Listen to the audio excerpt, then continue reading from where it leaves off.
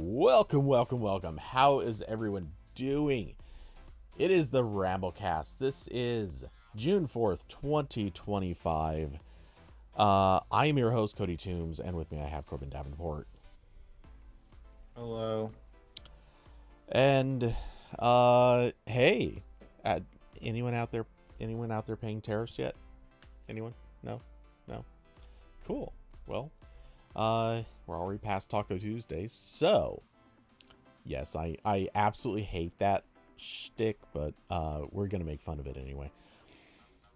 Um, It took me so long to find out what Taco Trump was supposed to mean.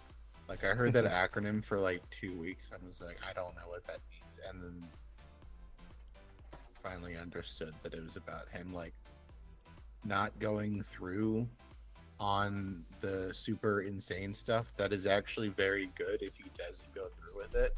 Like, what uh-huh. are we doing here, guys? I'm gonna lose it. Yeah, I know. There's a part of me that's like, why are we bullying him to try to talk him into doing stuff we don't want him to do? But I don't know. It's a strategy, I guess. I don't know. Yeah, I'm I so mean there's I'm confused. there yeah, there's still a lot of ripples from the tariffs and import stuff rapidly changing. Um, like there's still definitely this like weird, uh, very pandering thing that I'm still seeing with the companies trying to weather through it. Like I did see just a few minutes ago as I was watching American Dad on Hulu. I was getting ads for Volvo where they're like, we make cars for Americans, like that kind of stuff. Hmm. And of course, also a lot of the things that went up are not going down in price. We'll see what happens to the Switch 2, because that's supposed to come out tomorrow. Doesn't seem like pricing is going to change on that very much to start out with, but we'll see. And also, the games are $80, but that's a lot of reasons. Um, Yeah, I'm still not sure what to make of the Switch 2 at this stage. I think it's interesting that a lot of people are making a big deal out of the fact that Nintendo didn't send out review units to anybody.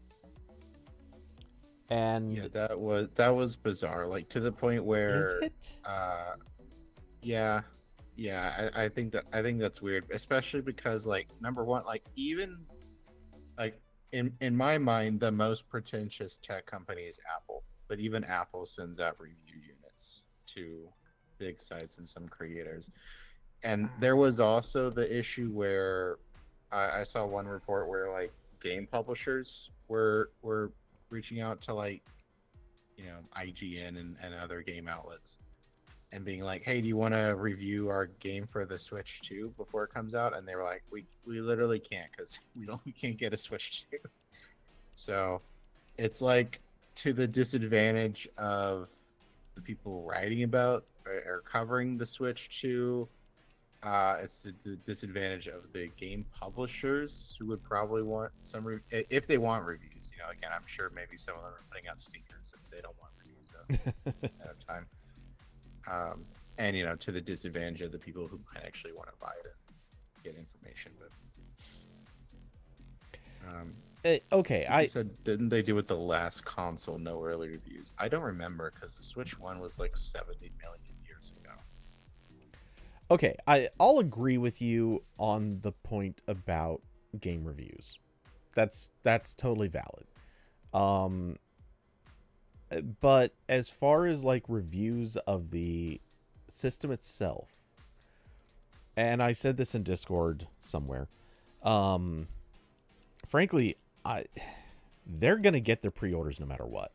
Like, this thing is going to be sold out or unavailable, whatever you want to call it, for probably close to 6 months, maybe longer, probably less, but I mean, it could also easily be longer.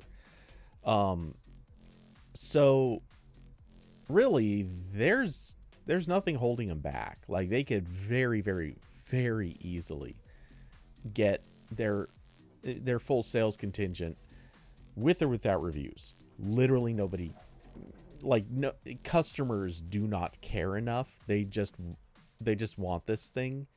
And it honestly, like, Nintendo could put out a stinker, a total junk item, and people are going to keep buying it. So I don't think Yeah, the reviews would matter. I think they would matter. I agree they don't need to do it for the same reason that Disney doesn't like need to do early screenings of a new Marvel movie. But like I think it's varying colors of anti-consumer to not do it. Oh, absolutely. But can you name a company that's more anti-consumer than Nintendo?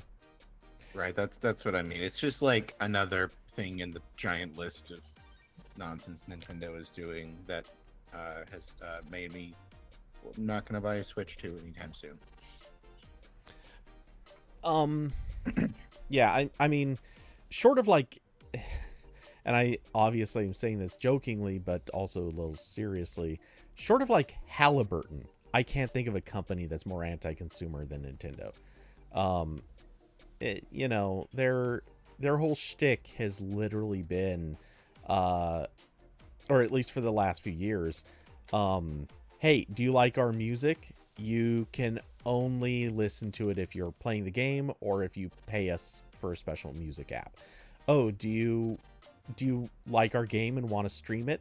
Tough luck. We're going to file DMCAs against anything you stream, no matter what. Do you like our game, but it is not currently available on the one hardware platform we currently support? You can go straight to hell. We're just going to kill you now. Yeah. And anyone who would try to make it available with an emulator in any way, shape, or form, lawsuit. Like okay, technically, and I will give Nintendo this one acknowledgement. Technically, those people do not constitute consumers in the sense of like they're not paying customers. So there's a little bit of validity to that one, but well, they could be, you know, someday, but not in the function of actually like giving Nintendo any value presently. And Carson, yes, I did just compare Nintendo to Halliburton in terms of being anti-consumer. And yes, I know that is one hell of a poll, but I felt like that was a little bit more of a creative poll than, let's say, comparing them to Ice, Black Rock. Was that the right company name? The like property management, yeah. No. Well, okay, actually, they're horrible too. That's a good one. Oh, Carson. I know. Part of me hopes you're joking. Part of me thinks you're probably not. Anyway. So I don't think they're.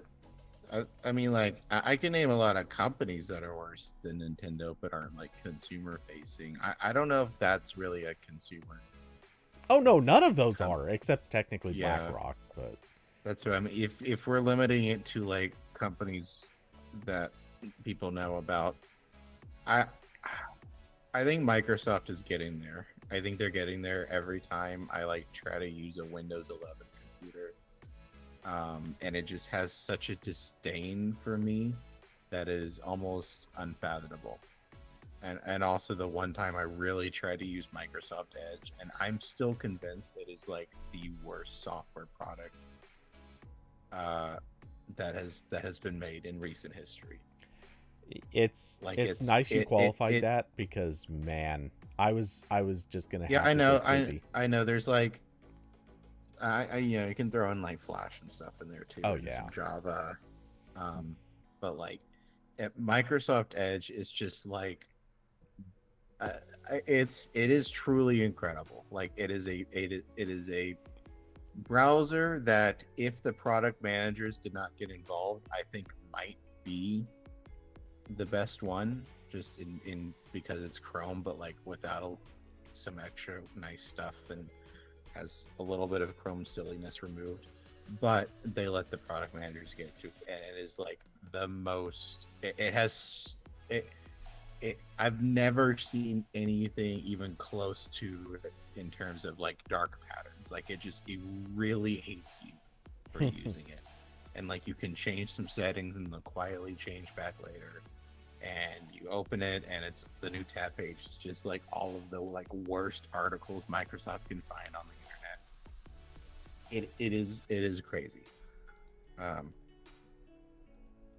but yeah, and in terms of like actual companies, I think I can name many more.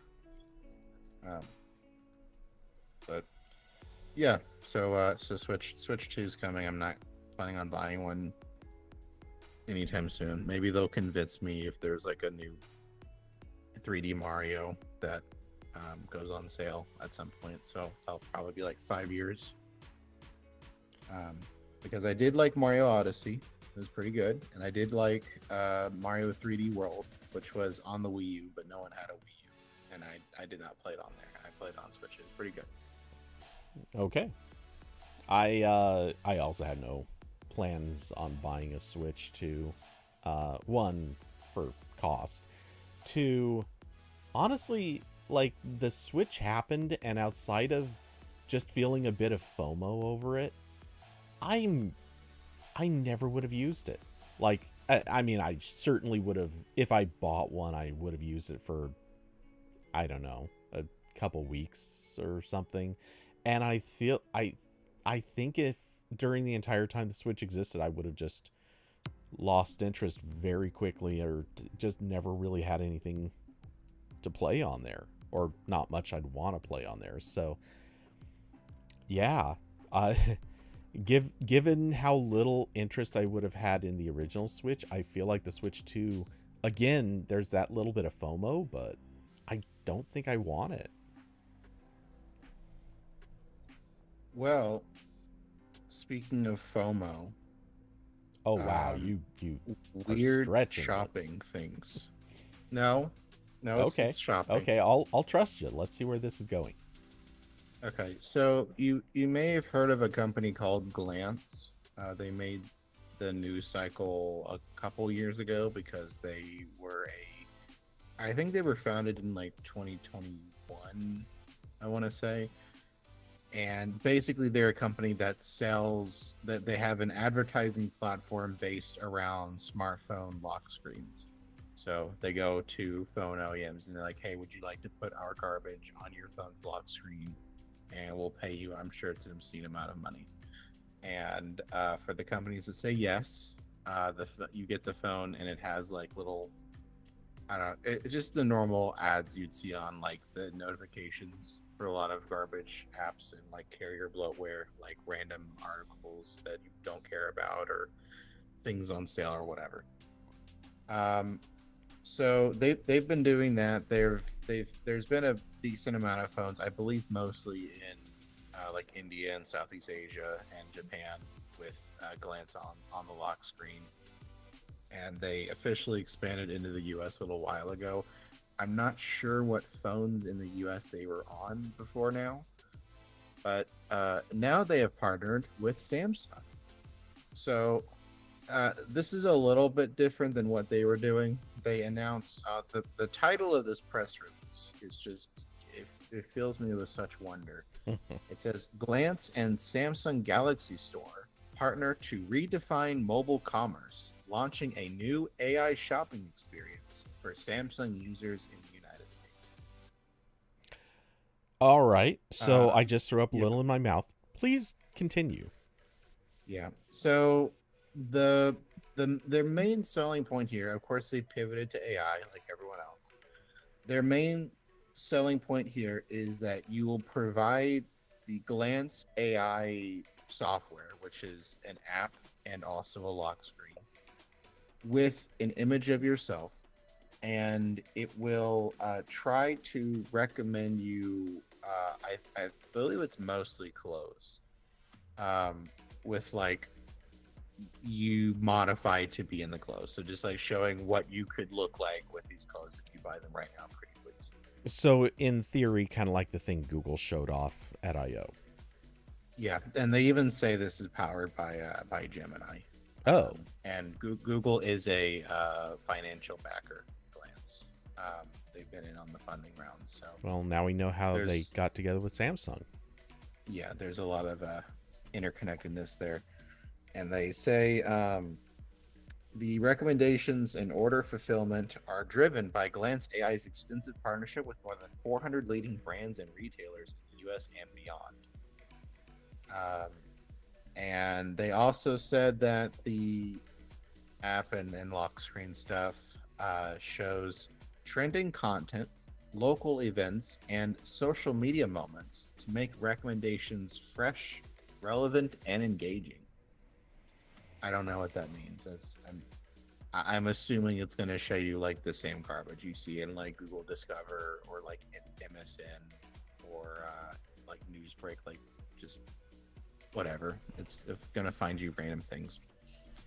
And I don't know what that looks like because they didn't actually show this. I actually did get this under embargo at How to Geek, and in the like press materials, they included screenshots of what this looks like on an iPhone, which is just their app because you can't modify the lock screen on iPhone, as well as pictures of their like executives, like headshots, which is like that's not helpful.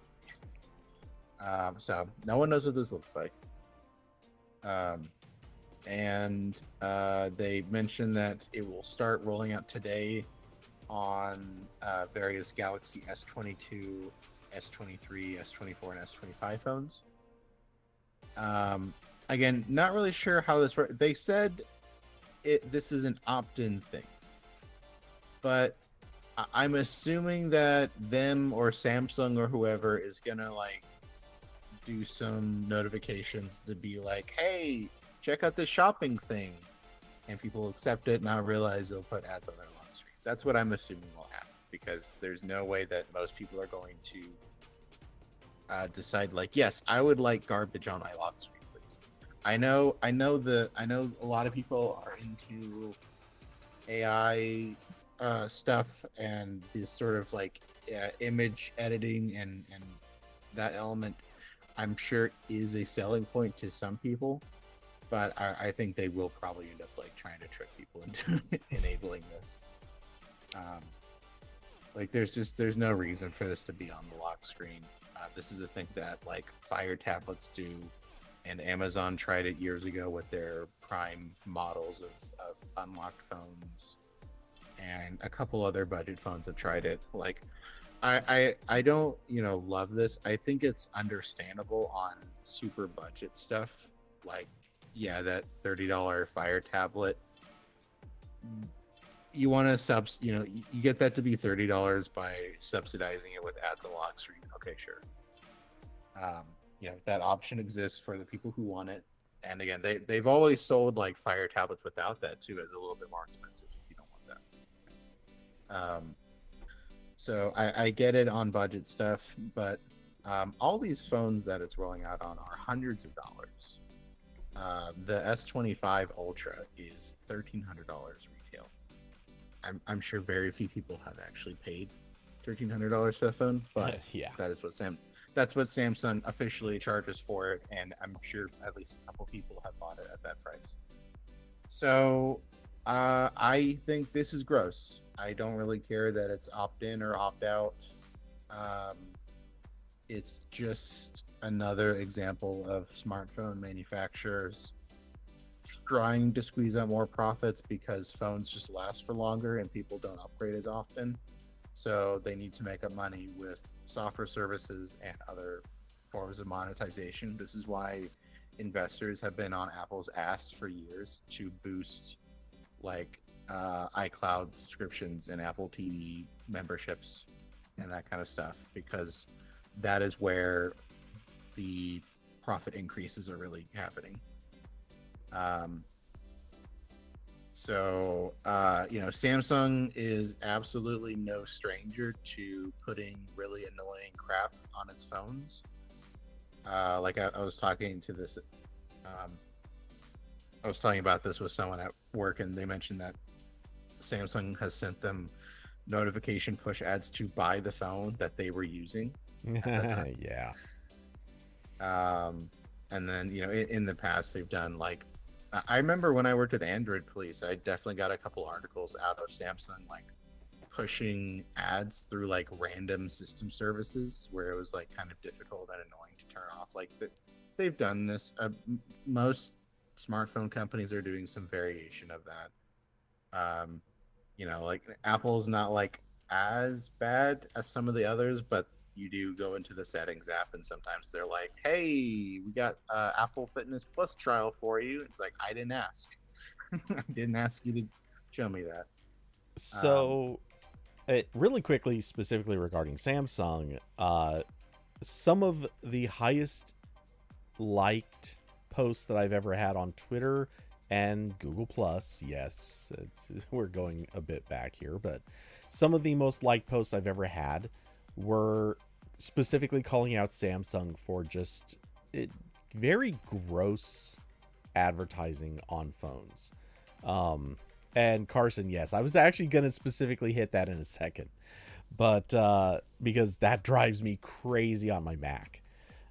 Anyway, um, but yeah, Samsung has definitely pushed way too hard with its advertising at various times. And yes, I don't know that I've had ads on the phone specifically for the phone I'm using. I might have, but I know I've gotten emails from Samsung pushing a phone that I had either already ordered or was already using. Um, so, but that's a little bit more acceptable. It's it's when it's going out to that specific phone model that's kind of dumb. But right. That's like, oh, you sent me an email because I have been interested in Samsung phones, and like you didn't fully connect the fact that the email address on my account has this phone. But yeah, yeah. yeah, like, So it's understandable in the email sense. It's and again, I don't remember for sure whether or not I have or haven't had notifications on the phone for the phone I'm using, but I have definitely gotten some things on there that just it we're crossing lines. Like they did cross promotions for one of the Avengers movies, and they were just blatantly spamming junk from the Galaxy Store app, I think it was. Um, yeah, they definitely used weird system services to promote things. There was stuff through Samsung's Wallet app, like so many different places, and you can tell their entire logic was just let's make sure everything can send notifications, and every time we want to send a new one, we'll just pick a different system service, and that's the one that sends notification. This next upcoming notification, like they're being intentionally sleazy about it. And don't get me wrong, I I'm not I'm not gonna like demonize Samsung for this, even though I think it's kind of crappy. Um, and I'm not saying that this is the reason I don't use Samsung devices, but it's not a reason either.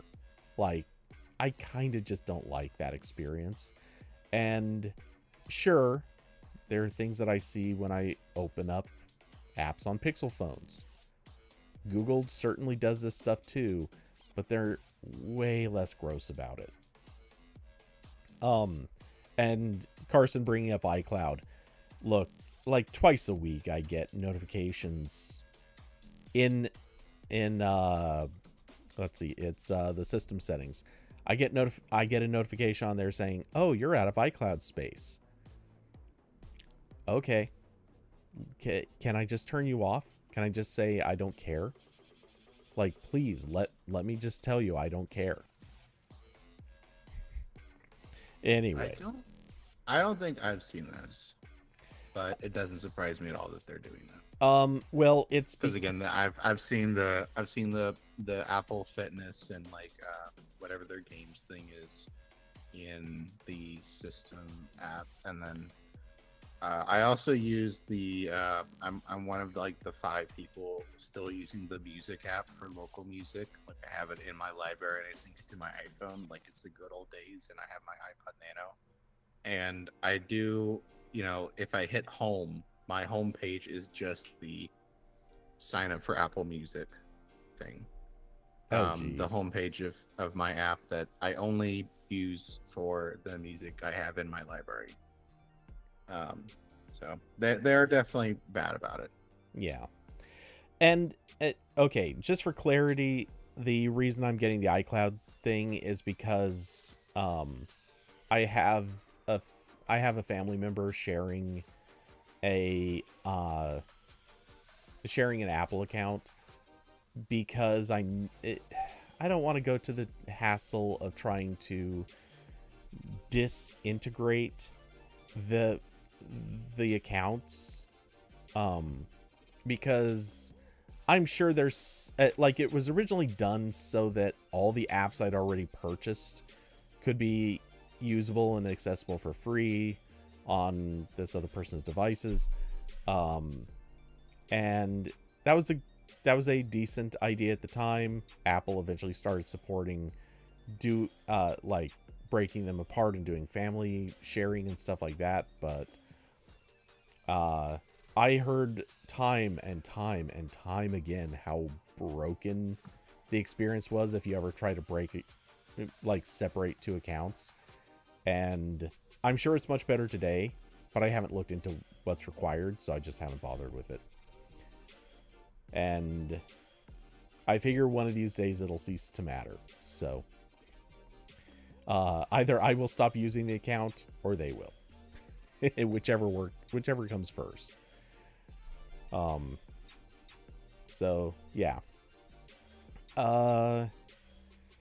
But yeah, Apple definitely engages in some amount of nagging advertising too. And we will be talking more about Apple later in this stream. Yeah, Actually, so a few times. there's not a whole lot more to this because again, we don't have screenshots. We don't know what it looks like. Just very bizarre and reeks of we're running out of ways to make money. So pretty gross. One comment I saw on was like, if this shows up on my phone, I will throw it into the ocean. Please don't do that. Only car batteries go in the ocean. We should all know this by now. All right. And if anyone is listening to Corbin right now, do not throw your car battery in the ocean. Unless it says it would like to swim. Okay. All right. That's fine. I mean, that's a consent issue. Yeah, I mean, how else are the electric eels supposed to be electric, Cody? They need our car batteries. Well, and also those car batteries can go to the ocean where they will be replenished, and one day, deep sea mining will recover them and turn them into something of value, perhaps, maybe. Yes. Yeah, this is going so deeply off the rails. Recycling car batteries. Speaking of recycling batteries, there's some new EU stuff. The EU is once again being cool, and we once again, as Americans, have to be like, "Damn, I wish that was us." I hadn't heard of this at all. Apparently, this was a ruling put into place in 2023. And it is going into effect on June 20th. But I figured this would have come up, like the USB-C thing was everywhere for like the months where it was getting, going through the legal process and getting closer to the enforcement date of USB-C on all mobile stuff in the EU. But this one kind of, I guess, snuck up on everyone, including me. the European Union is about to put into place some new rules for smartphones and other portable products, mainly with the focus of just making them last longer and be more sustainable. Um, the kind of big thing here, well, I guess I'll do the small things first and then the big thing because the big thing takes longer to talk about. Smaller stuff is uh, a lot of phones and tablets and other small things will need a instruction book included with them that has information about how long the device lasts, the battery efficiency, that kind of stuff. Also, the batteries going into phones must survive at least 800 complete charge and discharge cycles with 80% of the original capacity remaining, and be resistant to accidental drops, dust, and water. Um, and there's some additional rules about like spare parts availability, a little bit similar to some U.S. states trying like right to repair legislation. Generally good stuff. And then the thing that's maybe the most interesting here is rules about software support. So starting on June 20th, manufacturers will have to provide operating system and security updates for every phone or tablet for 5 years after the end of sales. So, you know, right now, for the companies that do provide strict support timelines, which is not all of them, we're looking at like and uh, Samsung, Google, Apple. Samsung, Well, Google, not no, Apple, yeah, not not Apple. Apple, Sorry. not Apple. They'll do it for a long time, but they will not tell you how long your phone has left to live. Yeah. Uh, all those companies that do it now and the ones that are pretty good at it, they still start the clock when the phone is released. So, you get your Galaxy S25 this year, you have, I don't know, whatever it is, like 7 years of OS updates left. But if you buy the S25 maybe on like clearance sale a year from now, year and a half from now, you don't get that 7 years. You get less time because the clock started when the phone was first introduced. So, um, and that's definitely nice for phones. I will say it probably won't change much for the companies already pushing those limits, which is good. Like I believe Samsung and Google are both at 7 years of support for new phones. So this would be 5 years after the phone. So if the phone is on sale for 2 years, which not all of them are, 5 years after that would match up with the current 7 years. So not much changes for like Samsung and Google right now. It would change for Apple. They have to like actually stick to a strict timeline. And Motorola's like crying in the corner, like they have to care now. I don't know what the status is of all the like Asian manufacturers that don't really try to sell phones in America, but are decently popular in Europe. I think Xiaomi's doing pretty good in Europe. Um, so that'll be interesting. It will be interesting to see if that has any effect for America, because the USB-C one definitely did, because it's a lot more. It would be a lot more work to make like multiple hardware variants of the same phone just to have different charging connectors. But it is in fact very easy to not push a software update to one region.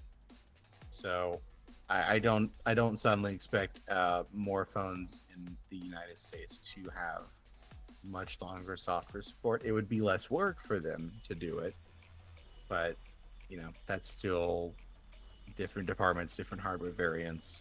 So I don't expect it to be a exact same software support as they're now legally required to do in Europe. So regarding that specific issue of would they do it in America? So across most of Europe and most other countries, when they release a software update, aside from maybe language translations, for the most part, they don't really have to do that much because almost every country is kind of a broad, they broadly get usually the same updates. Samsung's a little bit different in the sense that they push, like, I know that South Korea gets one update. They have one specific update for most of the EU, I think. And a few other countries do get their distinct updates. But if you were to look to, let's say, OnePlus or Google or a bunch of others, nope, they have one thing that goes out across the entire world. With the notable exception of US, because individual carriers a lot of times get a specific update dedicated to them. And sometimes this makes sense, other times it doesn't. A lot of times it's because they're including like carrier apps or some specific firmware or radio set like configurations or firmware. So there can be those differences, and the bigger issue is a lot of times carriers want to test those updates or at least have them technically certified before they go out.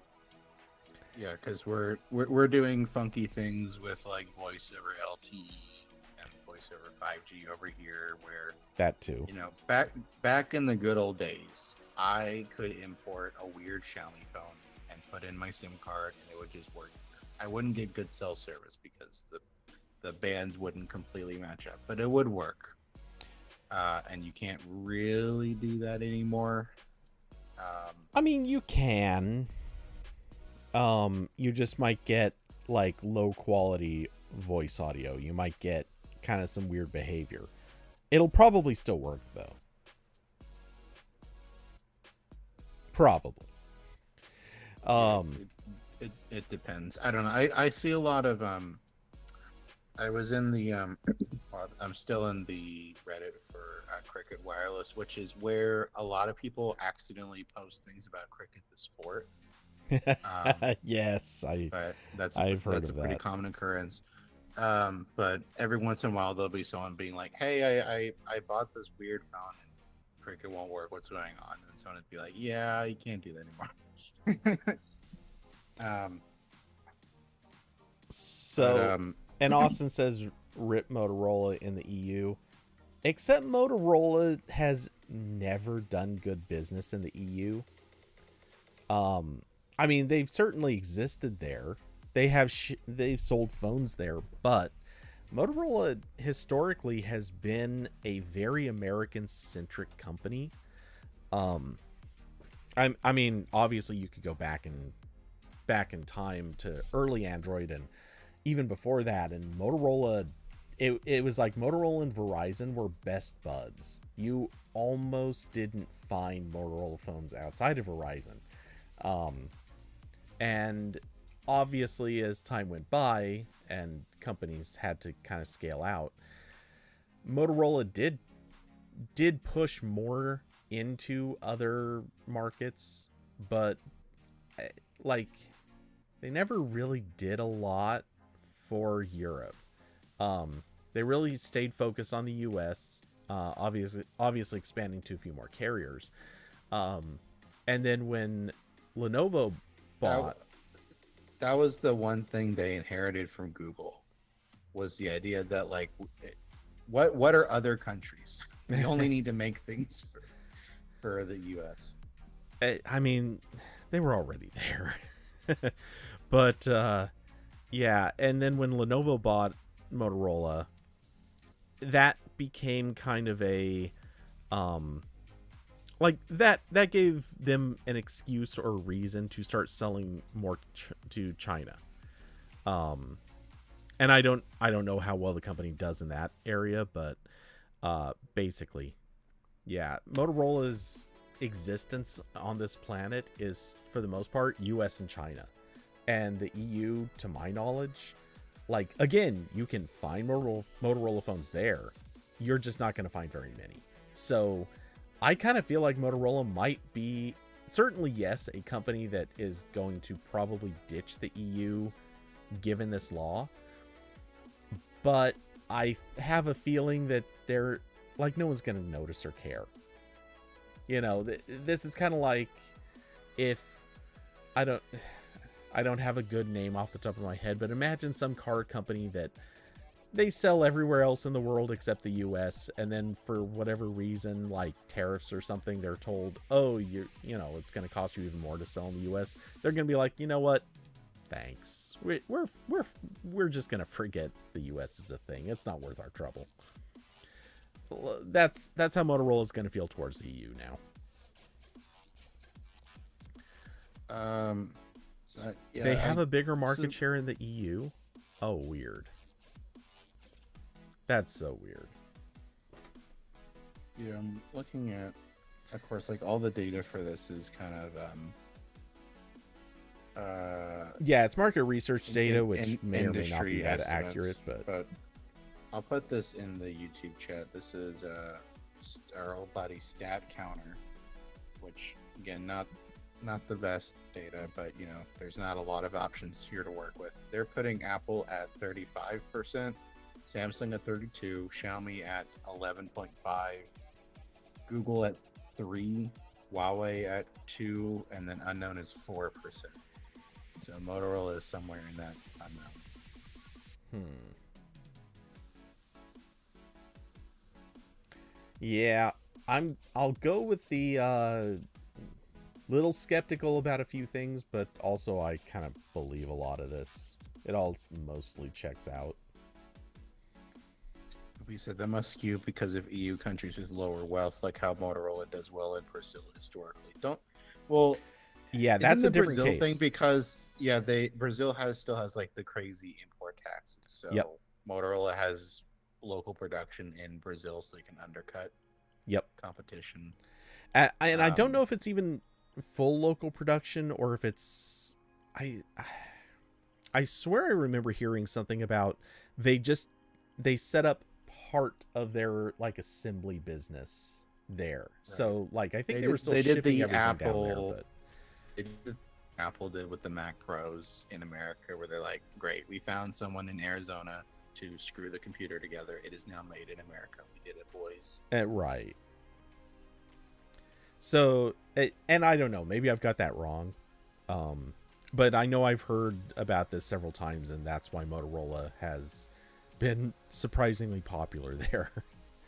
Because they were willing to spend a little bit of money to make sure that they could claim Brazil as their own. And it worked. I mean that's kind of smart. This chart makes sense to me because like Xiaomi being kind of like far and away the budget winner here, just because like it's the same thing playing out with cars, with electric vehicles, where like China just can make some really good cheap stuff, undercuts a lot of other companies. So yeah, like this is the thing. Like I remember this was a talking point at Android Police and a lot of the other Android adjacent media for years was like, man, if we had Xiaomi phones in the US, if we had like all of these like hyper competitive Chinese and Indian brands in the US, then like no one would buy these shitty Samsung phones or like the really bad motor. Like, cause nowadays Samsung budget phones in the US are okay, but back then there's definitely more of a like FOMO going on in the low end and mid range market. Back when Samsung sucked, before Google made like the Pixel A series, all we had were the Nexus phones that fell apart if you looked at them weird because LG made them. Oh yeah, and LG. Remember when LG made phones? Most of those were bad. I remember. I definitely remember LG frames. I reviewed a lot of budget Android phones, and a lot of them were not good. And they were still better than LG LG's. One, including LG One, which was worse than LG's somehow. You know, for as much as I'm certainly inclined to kind of beat up on LG for a number of things, and um, I did review their smartwatch that actually had real hands. It was the first one to do that, Yeah, and I I remember that. I still liked it. Everyone else hated or either hated it or at least mocked it, and I gotta say I still think it was a pretty good watch. Not to say there weren't things wrong with it, but it's a decent watch. Kind of miss it. I wonder what happened to it. Anyway, Probably got bloated battery. Something. it I have somewhere laying around just a bunch of old watches that probably all of them are either dead battery or bloated battery. But Yeah. and that's not something you want strapped to your wrist. No, that's not ideal. Um, and yeah, so I just the rule for 5 years after end of support. I really like that because I also I'm gonna bring up Android Police again because there was a long period of time there where I was maintaining a guide on like the best cheap Chromebooks. Um, and one of the closest things I think I've done to a public service because there was that solid like year that COVID completely ruined your ability to buy a laptop. Mm-hmm. So I did actually spend a long time trying to find like the Chromebooks that weren't garbage. In terms of Chromebooks, I don't really like Chromebooks in general, but if you want one, I try to look for good ones. And between that and writing hardware deals a lot, I found a lot of Chromebooks that used to be sold very close or even after when their support period expired. Especially back when Chromebooks were only guaranteed updates for like five. I think it was as low as 5 years. I don't know if it got lower than that. Um, but all the time, especially on places like Newegg and weird third party Amazon sellers, you would find Chromebooks that were very close or had already passed their support lifetime, but they were still being sold. And that kind of stuff wouldn't necessarily apply to this because I'm assuming that you is counting like direct sales, and those were like people who kind of I'm sure got a lot of return units and tried to clean them up and sell them as refurbs. But like, I mean, you could go direct to Asus and Dell and all these other Chromebook manufacturers, and they would be selling Chromebooks they made like 3 or 4 years ago. And they would just have very little support lifetime left, and you wouldn't really know that buying it because they didn't. That's not something they tried to point out ever. Um, Now, I think all Chromebooks now are at least 10 years, so that's less of an issue now. It's still really dumb, especially how they don't let you unlock them at all. After that point, there's no option, there's no custom ROMs for Chromebooks, and they can't really boot normal PC operating systems anymore. So that part always annoyed me. And it was a symptom of starting the clock at when something is released, which is especially bad for a product category that can just stay on the market for years as something that's still relevant. Like Samsung and Apple don't usually sell phones more than 2 years old direct. Um, but it does still happen sometimes. There'll be like Best Buy has, the last few Galaxy S23s that no one wanted in the weird colors, or Mm-hmm. something else in the clearance bin. So it can happen, especially with people keeping phones for longer. So that seems like a good thing to legally mandate. Um, and once again, wish we'd get something like that here, but we're not doing anything remotely close to that right now. So I'm not going to hold my breath. You know, I agree, but while we're coming up with things to mandate, I kind of really want to just put out this push yet again. Uh, form factor. Can we get some sort of rule basically dictating a company should have to release at least, you know, 2 years apart, or even 1 year apart, phone models that will share the same dimensions with a previous model. Yeah. Yeah, Uh, that's some bullshit right there. because I've the written about this so sheer many times. waste of cases, like so many cases get mass produced every single year, and then they just go into landfills. I'm sorry, but can that just stop being a thing? Like, it, because look, I know the whole argument that they're going with is nobody wants to, or like all the companies, they want to make new sales. They don't want their customers to reuse old cases. Spoiler, hardly anyone's doing that. Everyone wants to put a new case on their new phone.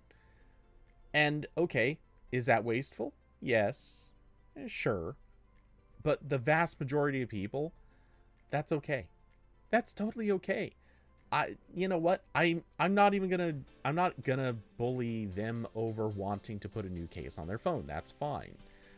But how about all the ones that were manufactured? Let's give those the possibility to actually get sold in later years. That's it. That's all I'm looking for.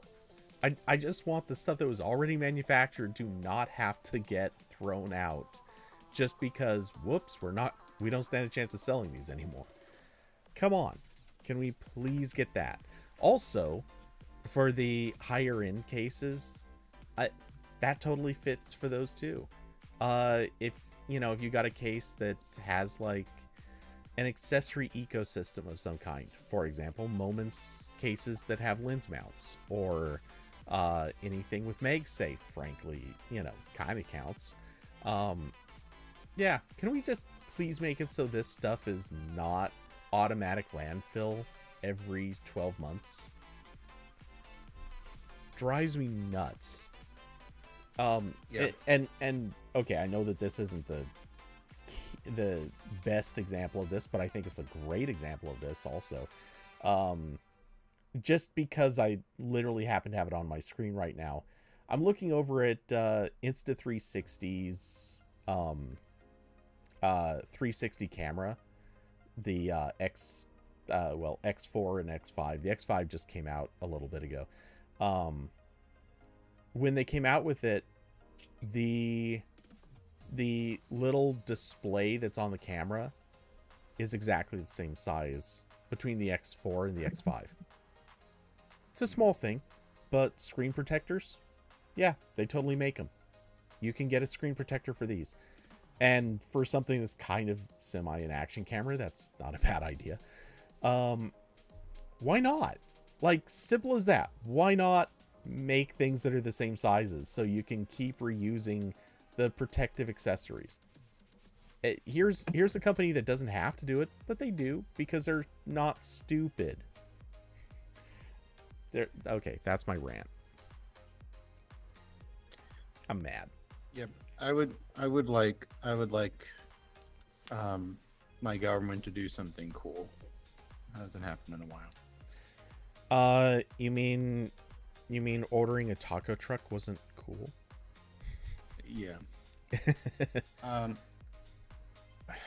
Oh, right. Okay. Speaking of Europe being cool, Yes. I forgot this was the next topic. There's more updates to Windows. So I think it was 2023. The European Union passed its Digital Markets Act, which required a bunch of changes to what Europe defines as gatekeepers. Like, sort of the intended definition is like the companies sort of controlling a certain industry or have a very large position in it. And Microsoft in Windows is one of those, obviously. And they had to make a bunch of changes to Windows 11 to comply with it. Not as many as Apple, but still a lot.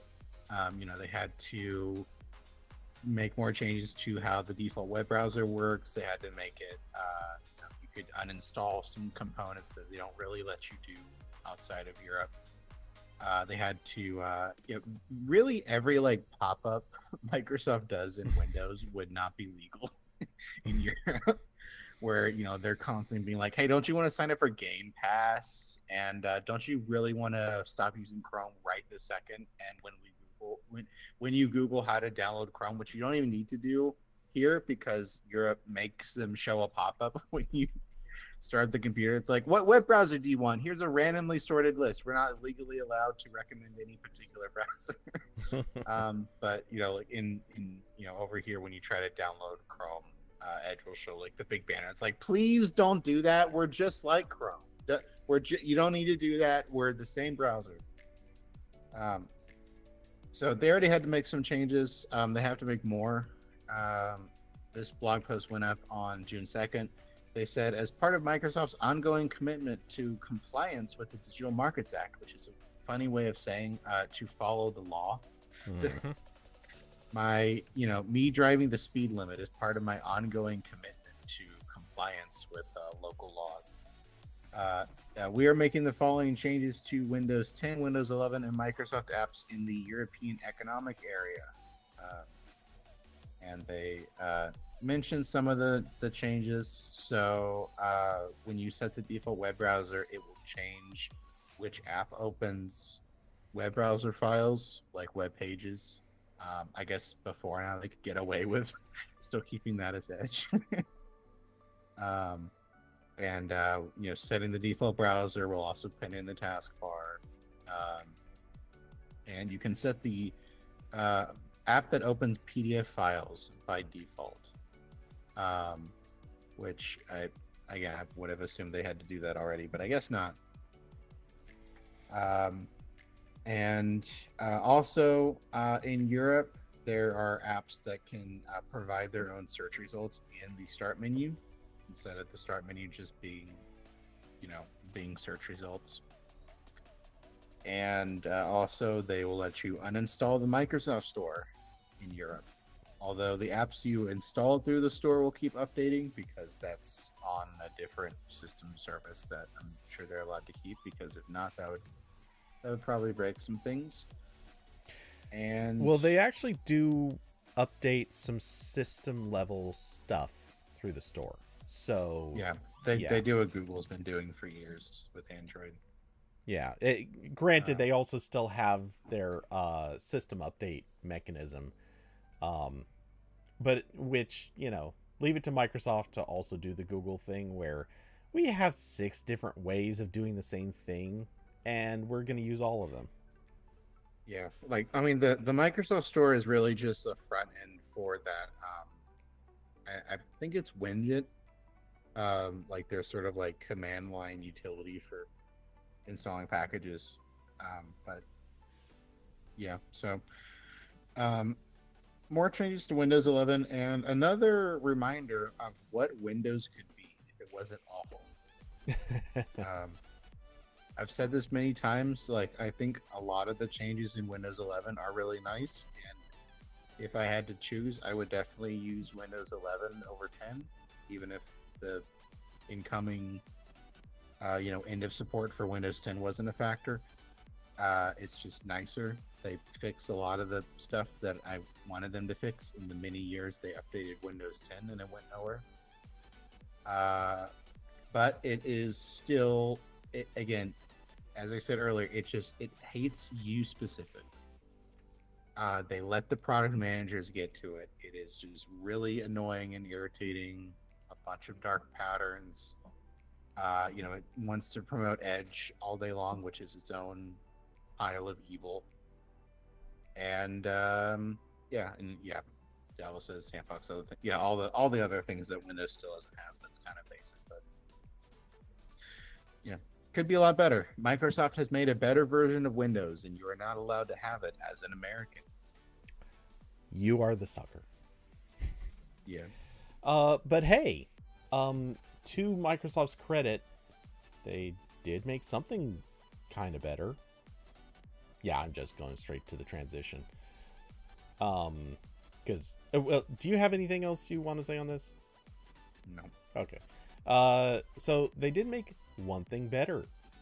Notepad the classic, just very basic text editor that's been on Windows forever, uh, is now going to get RTF support. Um, so Yeah, so um, Windows has been weird over the years. They've had Notepad, and that's sort of been the designated tool for plain text files.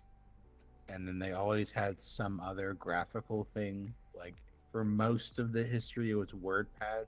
The WordPad was officially killed off a couple Windows updates ago, and they kind of try to bully you into paying for Word if you want to do that stuff. Over the years, I know they've had like a lightweight version of Word. I forgot what that was called, but it was pre-installed on some PCs for a while. But in the last few years, they've overhauled Notepad a lot. It has, it matches the Windows 10 design now. It has some more. It has tabs. It has Copilot in it. If you want that for some reason, weirdo. And now it just has rich text formatting. So if you, they actually say here, with this update, we are introducing lightweight formatting in Notepad, providing additional flexibility in how you structure content across your files. This experience supports Markdown style input and files for users who prefer to work directly with the lightweight markup language.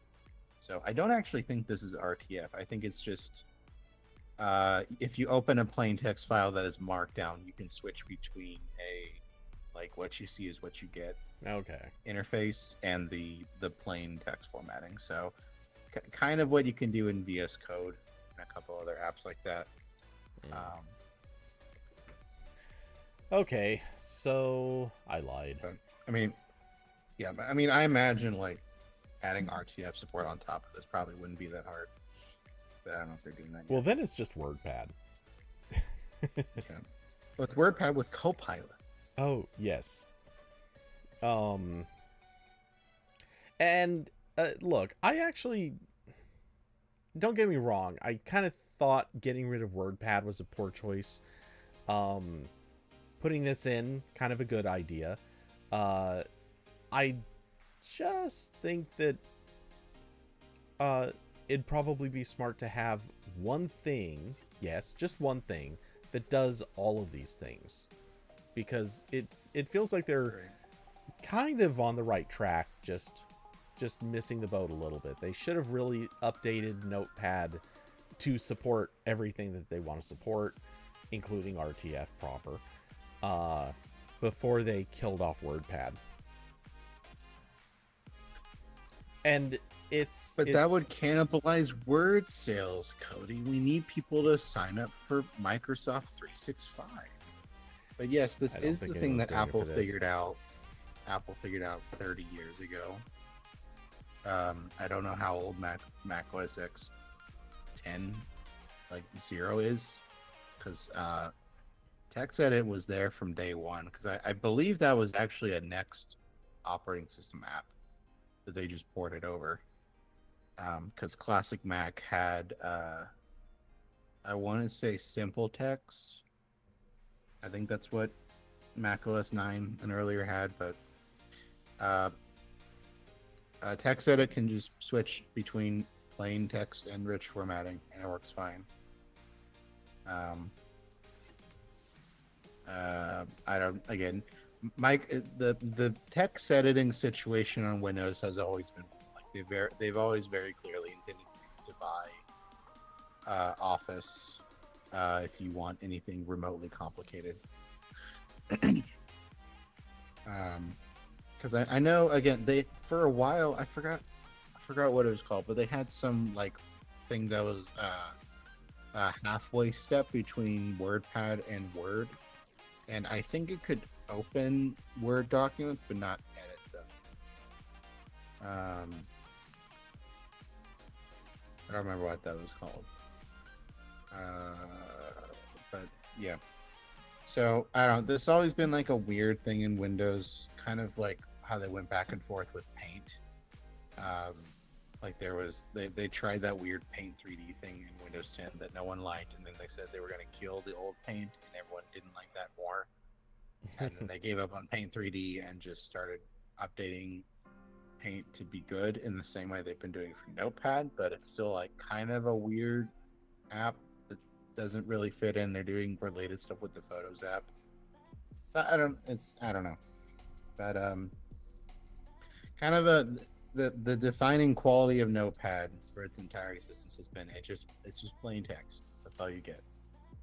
And now it's not. True. Also, I think this screenshot is scaring me a little bit. I don't know if I like them putting buttons on the same bar as the menu bar. That's kind of freaking me out a little bit. I was looking at that too, and I was kind of wondering if this was something that was becoming more common in Windows now, but I gotta say, I've seen it. I like it. I like it because it's the tabs. Space efficient. Yeah, I mean, yeah, because the alternative to this would be another bar, but also they still have that bar at the bottom that they're not fully using. But true, but it's fine. It's just giving me weird vibes. Yeah. Well, think about what would happen if you shrank that window down. Like, just resize it so that it's pretty narrow. The bottom bar would definitely be fully using that space, if not, like, probably getting crowded out. And they might have to do some dynamic stuff to adjust what buttons are there on the top. But regardless, I like this. I like that it's at least trying to be a more efficient use of space. That feels good to me.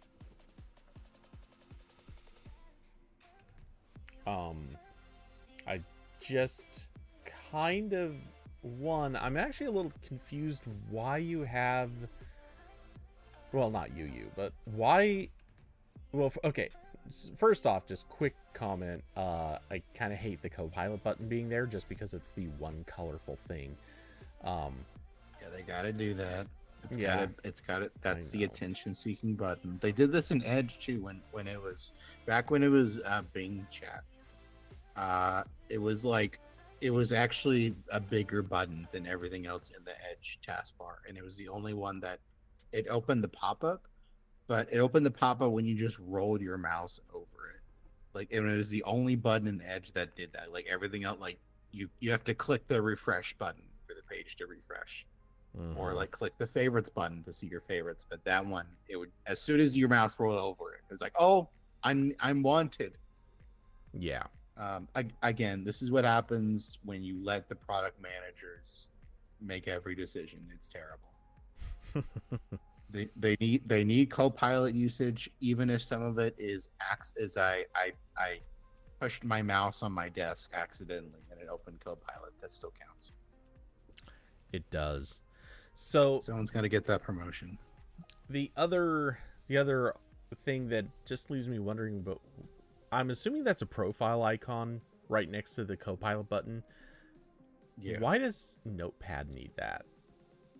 That's for the when you're using Copilot, it uses your stash of AI okay, so they go together basically. Got it. Yeah, it's same thing in Word.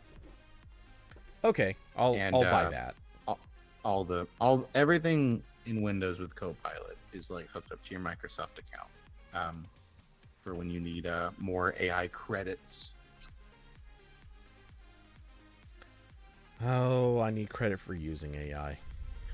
Diablo said, "Oh no, that kind of tells they would put a Copilot button on a mouse. They would if they still made mice, but they sold off their accessory business. They're not in it anymore."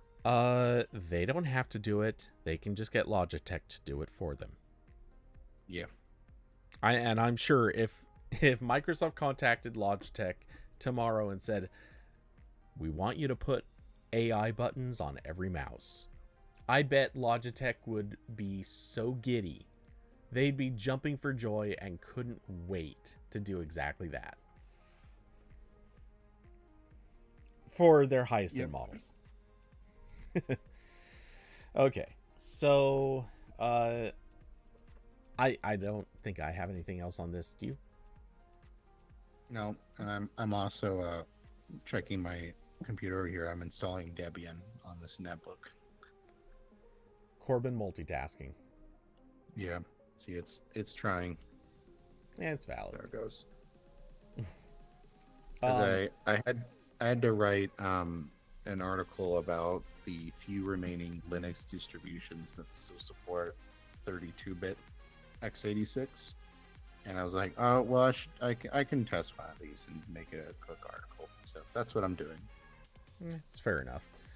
Okay, Yeah. so The that's first time I did this, I put GNOME shell on it by accident, and that was an awful mistake. It cannot do that. There's way too many graphical effects going on for this little thing. so that's sort of a decent transition, awkwardly enough, to our next topic, because there is an effort to get people to leave Windows and go to Linux. Oh boy. I'll let you explain this one because I haven't read anything about this yet. Okay.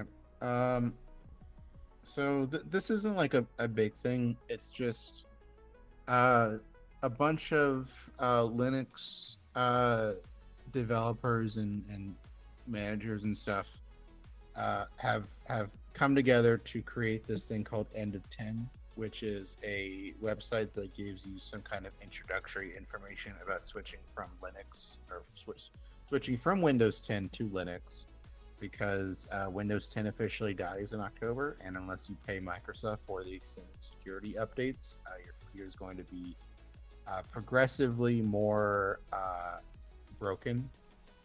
And even if you do pay them, one thing I have been interested to see is how quickly apps will start dropping Windows 10, because they did it pretty fast after Windows 7 finally dropped off official support, but Windows 10 is being used much more today than Windows 7 was at that time. So I'm not entirely sure. So I feel like the transition to Windows 10 was pretty easy because a lot of people got free updates to it from 7 or 8. And I think a lot of people probably saw Windows 10 as kind of the next XP. And it was kind of like the big push to get I think enough people recognize like Windows 7 was pretty freaking old, and it was definitely done and outdated by the time that 10 was pretty stable and well established. So yeah, I don't think a lot of people had doubt that they kind of had to move to 10. I think there are a lot of people who have plenty of reasons why they're not moving to 10 or moving to 11 now. Not least of which is your computer just may not support it, or rather, it won't support your computer. Yeah.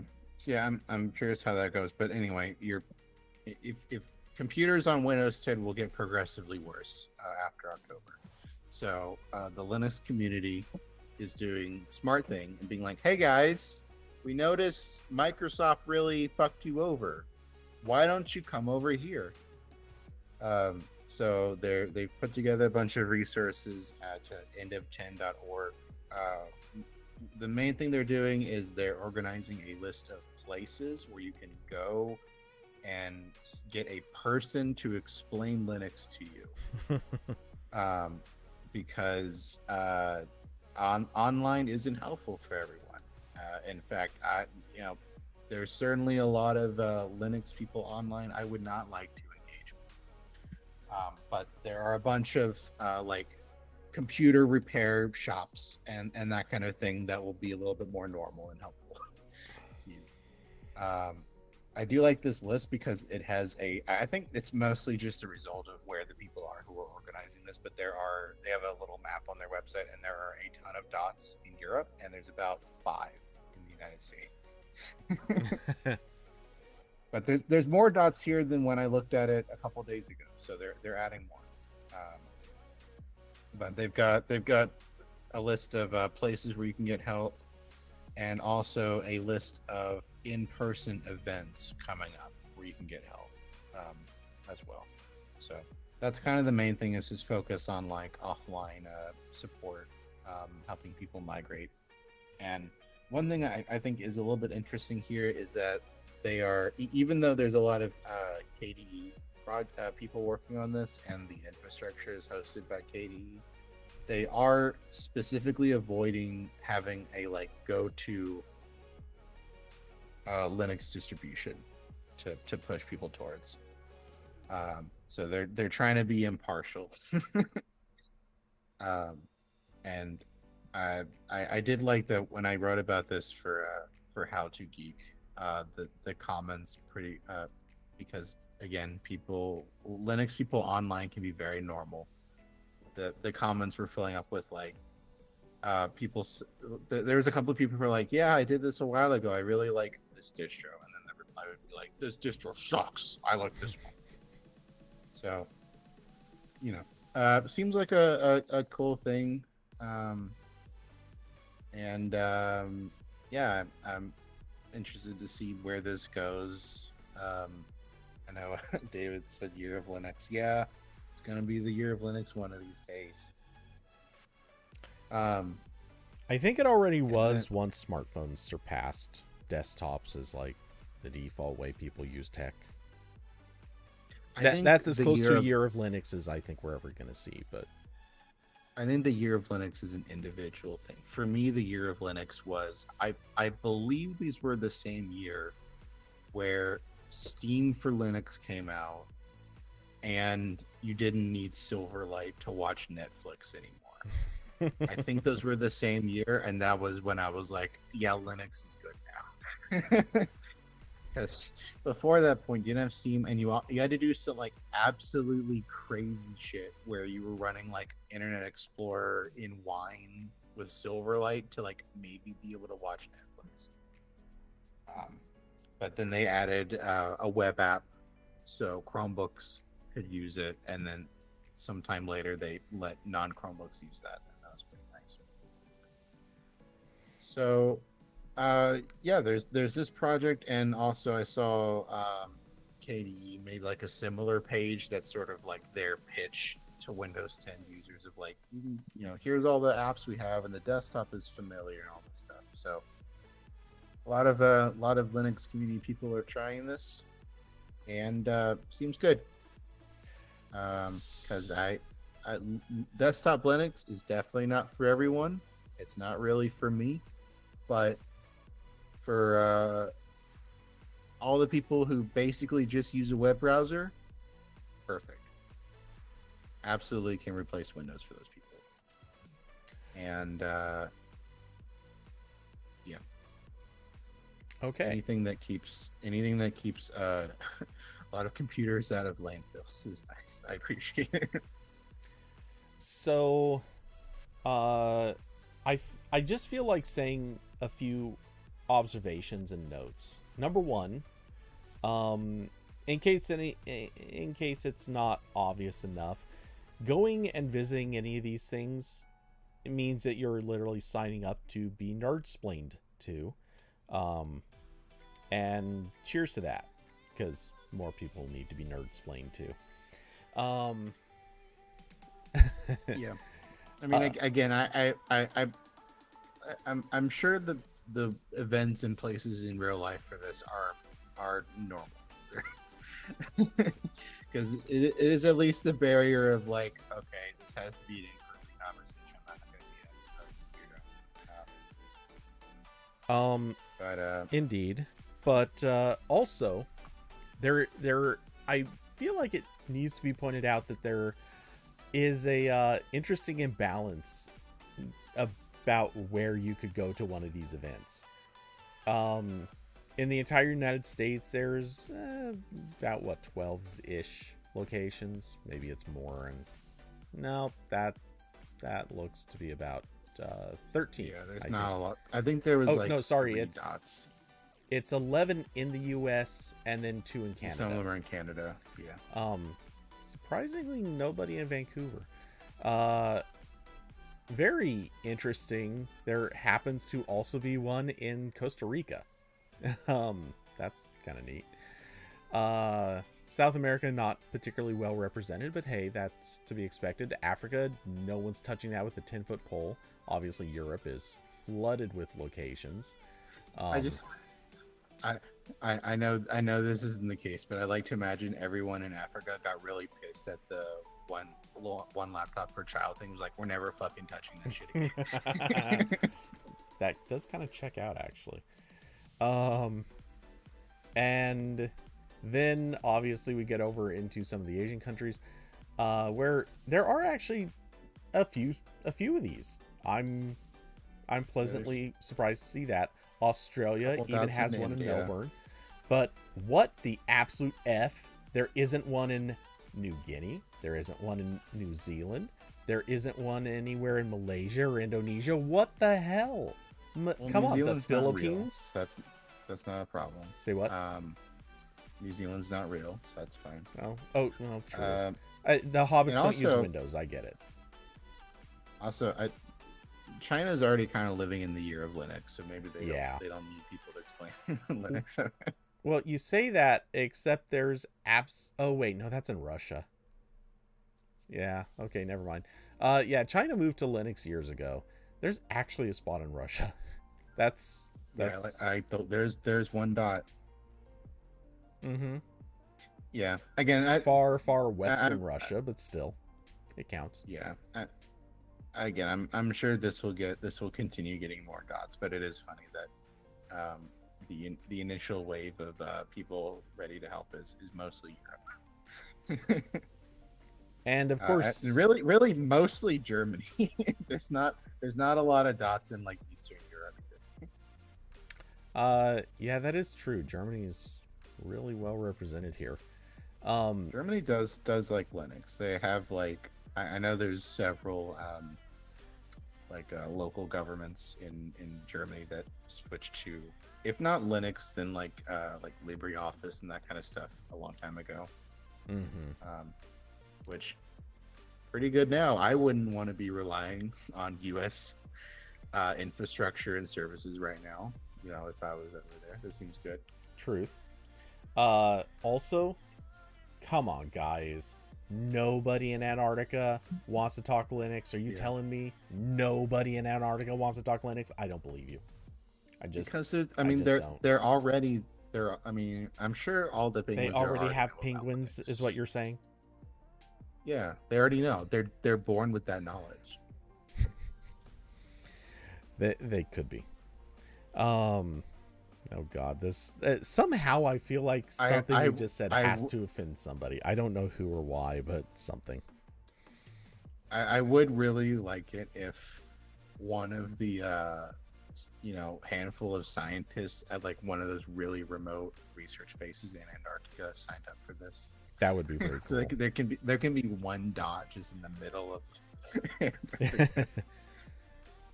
especially because this is that I don't know what it's called, but this is that map projection where everything's stretched, so Antarctica is taking up like a third of this map. Yep. And it really is annoying. There's no dot in that entire third. So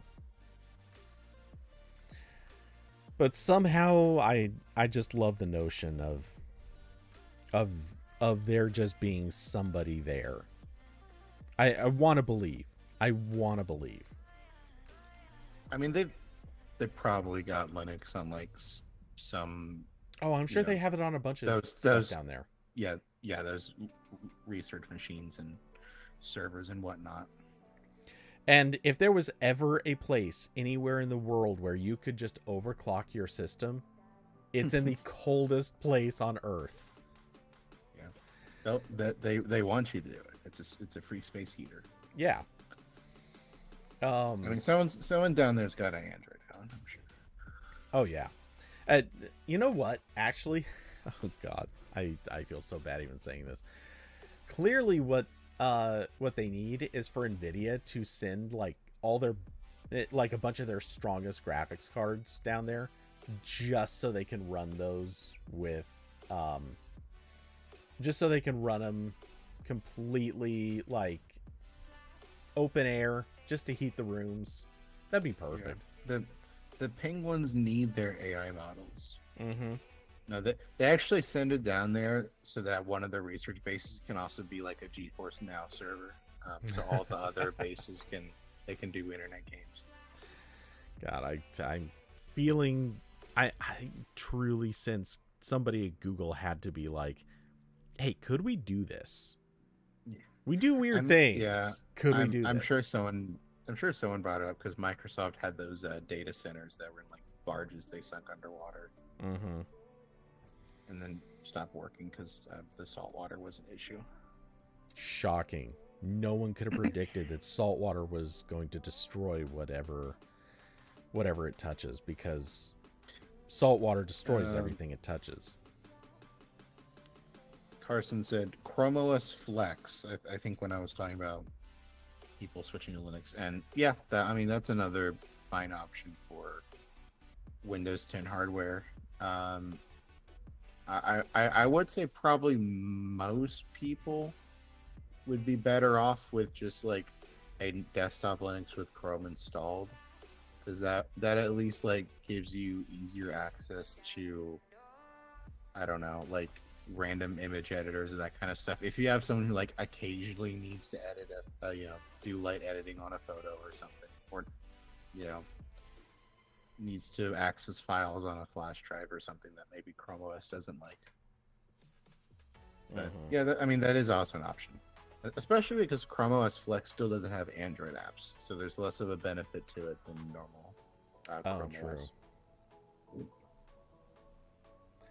So, anyway, I think we've firmly promoted this project well enough. If anyone wants to go check it out, mostly by joking about countries. Yes. If anyone wants to check it out, though, it's end of 10. 10 is just the number 10.org, and you can go switch to Linux from Windows if that's something that you would find difficult enough that you want to go find someone to nerd explain it to you. And how fitting that I'm installing Linux at this very moment. Yes. Or reinstalling it because I messed it up. Good job. Okay, so before we get to, believe it or not, the meaty part of this stream. Oh God. Well, I honestly think it's not going to be as meaty as I'm making it out to be. But I know nothing about this T-Mobile fiber thing. I'm assuming it's just for the first time they're offering fiber. Yeah, this is a quick thing. T-Mobile, if you didn't know, has been buying up a lot of local fiber internet companies for a couple years now, and also buying or building out some of their own infrastructure. But my understanding is that most of it is just buying local IPs and kind of plugging them all together. And so now that T-Mobile's acquisition of, I think it was Lumos, was their most recent one that got cleared recently. So now they are kind of that it was kind of more of just a you have T-Mobile fiber if you were a customer of one of the companies we bought. It wasn't like a thing they promoted all that much. But now they're officially saying, hey guys, we have fiber internet now. It's a thing on their website and stuff. They claim that their new fiber internet service is available to more than 500,000 households across the U.S. And that's on top of the over 100 million. That's not a good metric. But basically, this is just supposed to be like an adjacent service to their 5G home internet. So, some people have the 5G internet is obviously a lot easier to deploy than fiber. But T-Mobile will sell you both things if you want, or one of those things. They just really want to sell you stuff.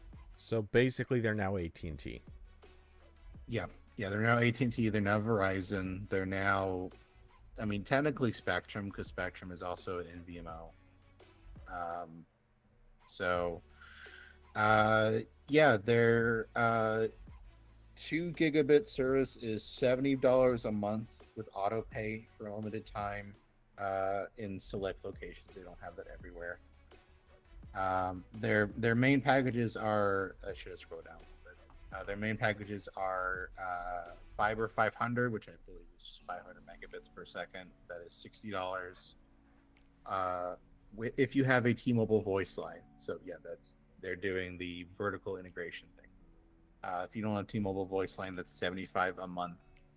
Their fiber internet is $90 or 75 if you have a T-Mobile voice line, and then it goes up to 2 gigs. And they're also, all of these plans have a 5-year price lock. I'm going to assume there's many ways out of that for them, but that is what they say. And then there is also a special limited time 2 gig plan for $70 a month with no voice line required that has a 10-year price guarantee. So we'll see how that goes. I'm absolutely sure in 10 years they'll find a way around that. I mean, they could probably just do it like next year and no one's going to stop them because we don't like enforce any laws anymore. No. Okay, so that's cool. If you happen to be in one of the areas that they actually offer this, go look. You might have a competitor for once. People, it's rare, but sometimes people get competition in their markets. Yeah, and that must be nice.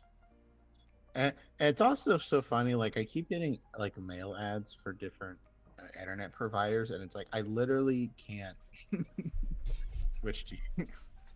And I, for the longest time, I was getting Google Fiber ads. It's like I would love to give you money, but I can't. You are. I check the maps. Google Fiber is. I'm not exaggerating. Across the street. They're like down the street, but they're not running it to my building. It's infuriating. But yeah. So now T-Mobile might be your ISP, and I can't wait for them to develop a similar disdain among the general public as traditional ISPs. Because I'm sure there will be areas where they are the only fast internet option, and I'm sure they will raise prices over time, just like everyone else. Indeed. Cool. All right. So, I figured I would just put on as a blanket, random thing, basically, WWDC's next week. So, what are we anticipating? What are we looking forward to? What are we terrified of? What's coming? What's not coming? And so I do have a list of a few of the things we can kind of or we can kind of discuss. I'm not gonna. I don't think we need to spend a lot of time on some of this stuff because some of it, honestly, we just don't know that much about. Some of it we can probably just write off as dull and boring, but I'll just run through them and we can talk about whatever we find interesting. The first up, it's anticipated that they're going to announce their big visual overhaul that is going to apparently bring in stuff from the Vision Pro interface, or Vision OS. Nobody, to my knowledge, has seen what this looks like anywhere outside of what's on Vision OS. So I think right now we don't really know a lot about it. The things that have been heavily mentioned is like they're gonna introduce rounded icons, like more rounded than they are now, which who cares? There's supposedly going to be kind of a gradual shift into this rather than like a all at once thing, but yeah, we'll see. Anyway, they're going to announce some of this stuff. I personally am not loving the idea of a visual refresh right now. I think a lot of things look pretty good the way they are. And maybe it's just my recent experience with the visual refreshes of Android that I haven't particularly loved. So, yeah, I'm kind of wishing that Apple wasn't going to take this path, but I guess we'll see. Thoughts? I would like them to go back to the early Mac OS X icons where they were all different shapes.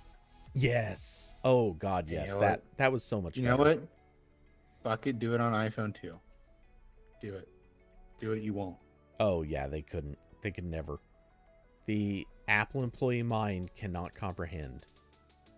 Yeah, because like when I boot up iMac Mini back there with Snow Leopard on, like these icons are pretty good. They Pretty cool.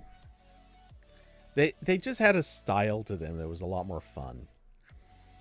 Yeah, it was the fun. It was definitely that era where like kind of anything like 3D was still kind of fun. You're like, oh, we're adding a little bit of flair to this by tilting it at an angle. Yes. And you know what? It was pretty cool. I liked it, especially when they added all the little details in the icons. Like I know that whole like think different speech is actually in the text edit icon on older Mac OS. Like you can zoom in on the text and it's on the file. And they had a bunch of other small details like that in all their icons. But now they're just kind of like vague shapes, which is sad. Yeah. And I'm sorry. Like every iTunes icon is better than the music icon.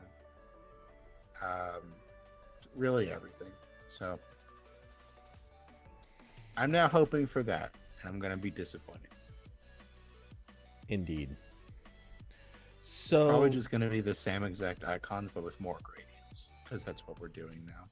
We're back. We're now firmly in the era where gradients are cool again after being several years in the area where solid colors were cool, or even no colors. No colors allowed. yes. So let's see. The next thing, and we talked about this just I think last week. They're expected to jump the version numbers of all the different operating systems from whatever they currently are, many of which are currently at 18 or somewhere thereabouts.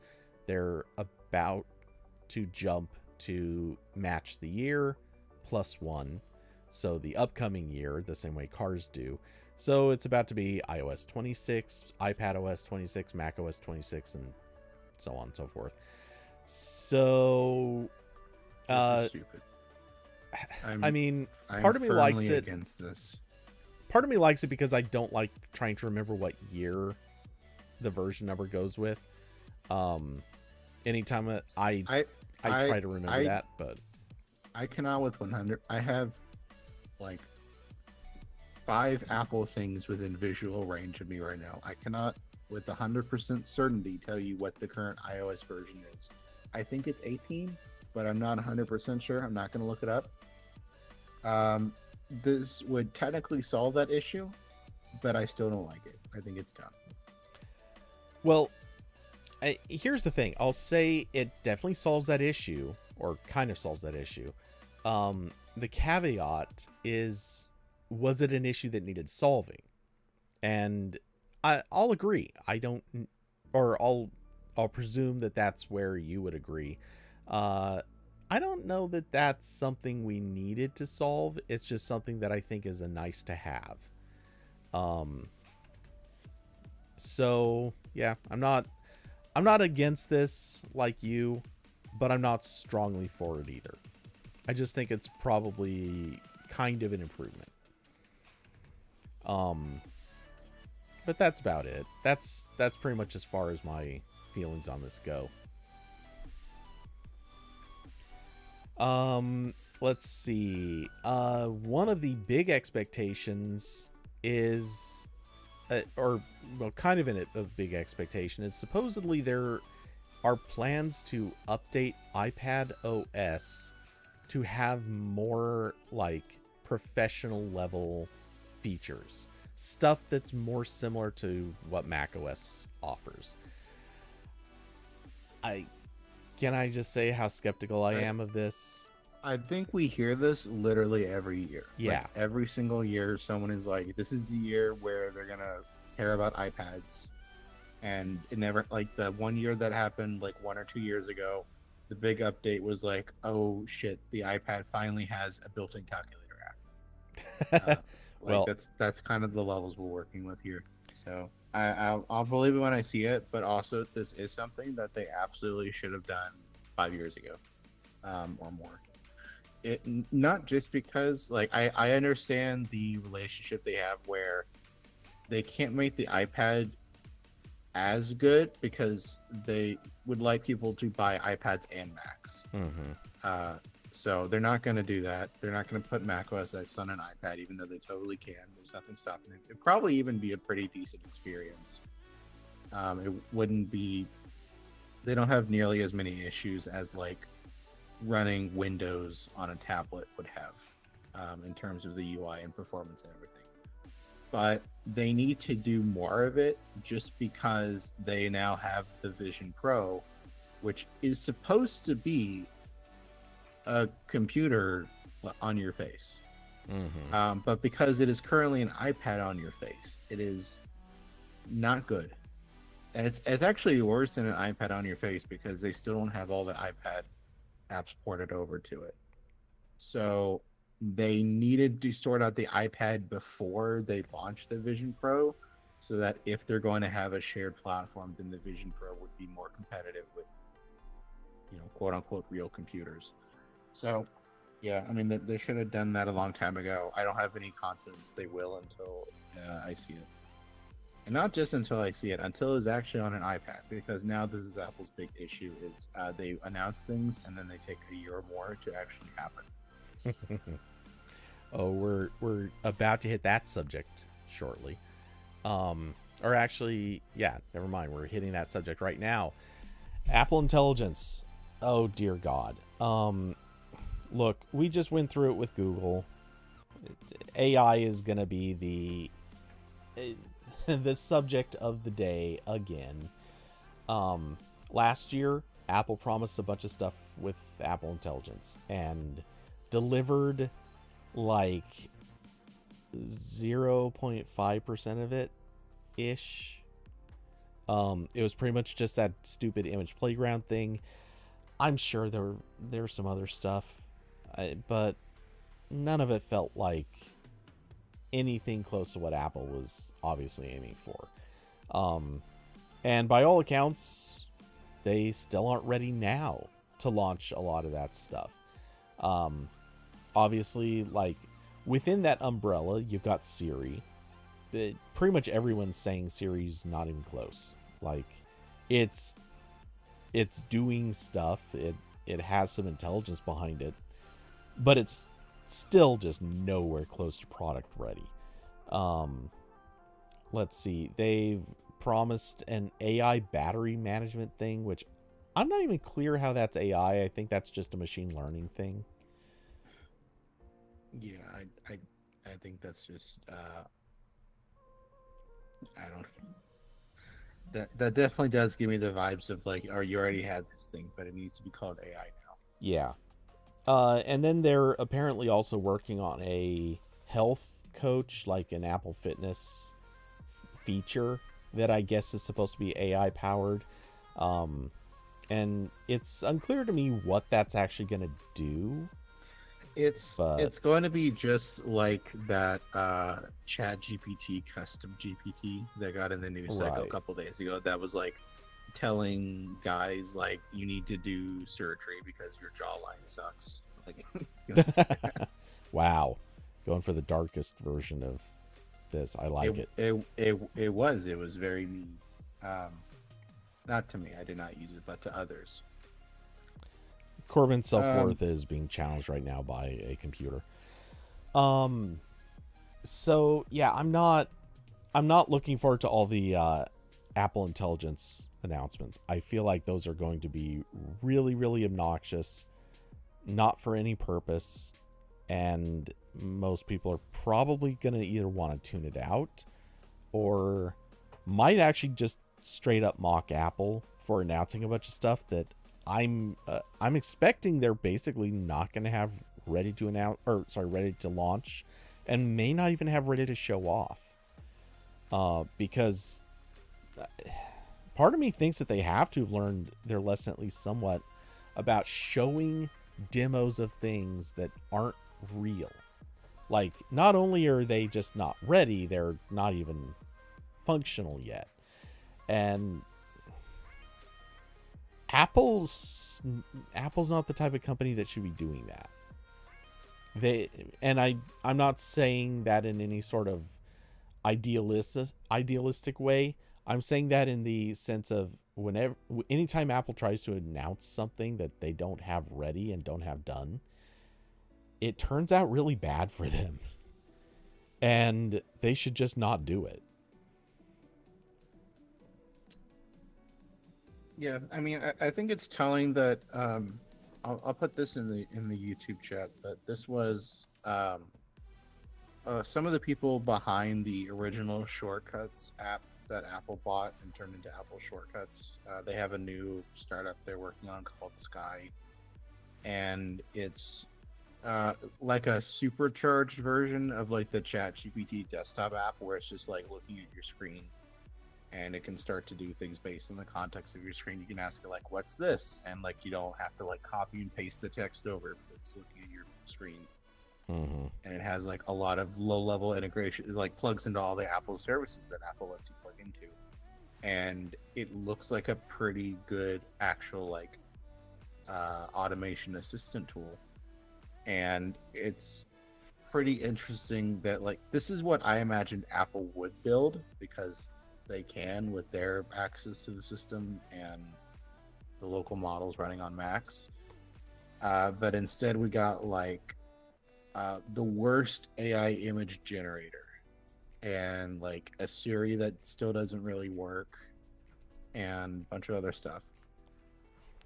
So, I mean, when I saw that news, I was looking at the screenshots from Mac Stories. I was like, oh yeah, this is the thing Apple, I think, promised. I think this is what they want. This is what they should have done, and probably I imagine like they thought they were going to build towards this, and then they did. Which really just tells me they're going to be acquiring Sky as fast as they can. That would be funny. Just like, oh, we let you guys go. Come on back. Well, there's like a couple dozen Googlers who have been hired and left and rehired over and over again in that exact path. I know a few Apple people have done the same. So yeah, it wouldn't be the weirdest thing. I mean, I would imagine that has to be part of their plan, just because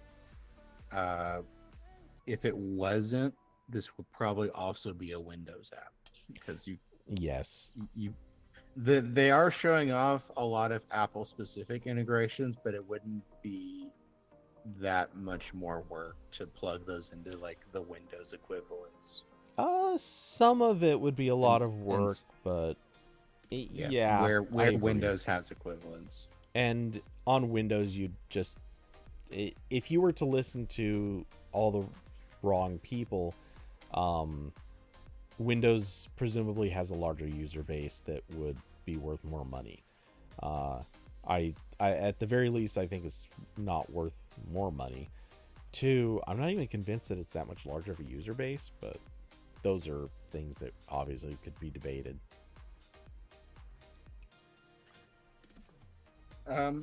Yeah, so I still have all the Apple AI stuff turned off on my Macs, and it can't go on my iPhone or iPad because they're too old. So, yeah. Let's see. Some useful stuff there would be cool. Yes. So, I'm really curious and I don't know if we should expect it, but I'm really curious if we're going to get anything new about the Vision Pro. Because it seems like Apple has to, right?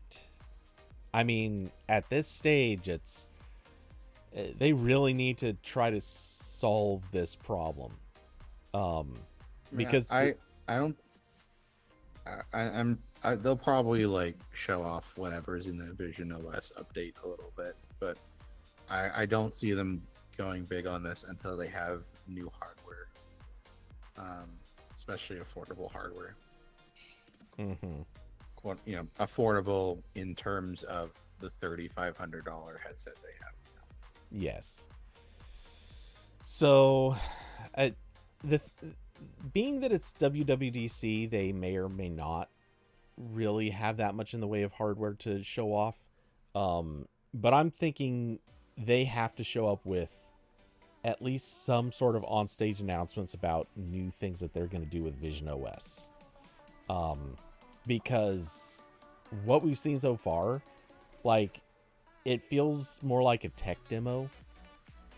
And there's some neat features. Don't get me wrong, they're neat features, but it doesn't feel like it felt like what they released was so just the minimum viable product, and they need to iterate quickly. And being that it's Apple, iterating quickly is kind of not a thing they do anymore, or really at all, but especially anymore. I feel like we got to hear something or see something, otherwise the narrative is it's going to be very quick to saying, all right, Vision Pro is obviously dead, like they tried, they failed, it's not happening, despite the fact that supposedly they're moving to Vision Pro as kind of their UI design. But yeah, I'm not sure what to expect.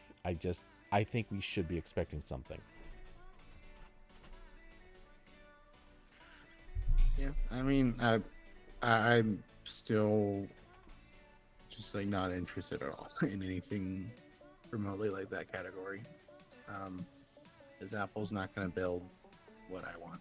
So, holding out hope a for reasonably Android, reasonably priced gaming machine? No, probably not. or even if it was like a computer priced computer, but they won't. They're not going to do that either. Yeah, it's going to be the price of several MacBooks, and I still cannot do software development on it. Indeed.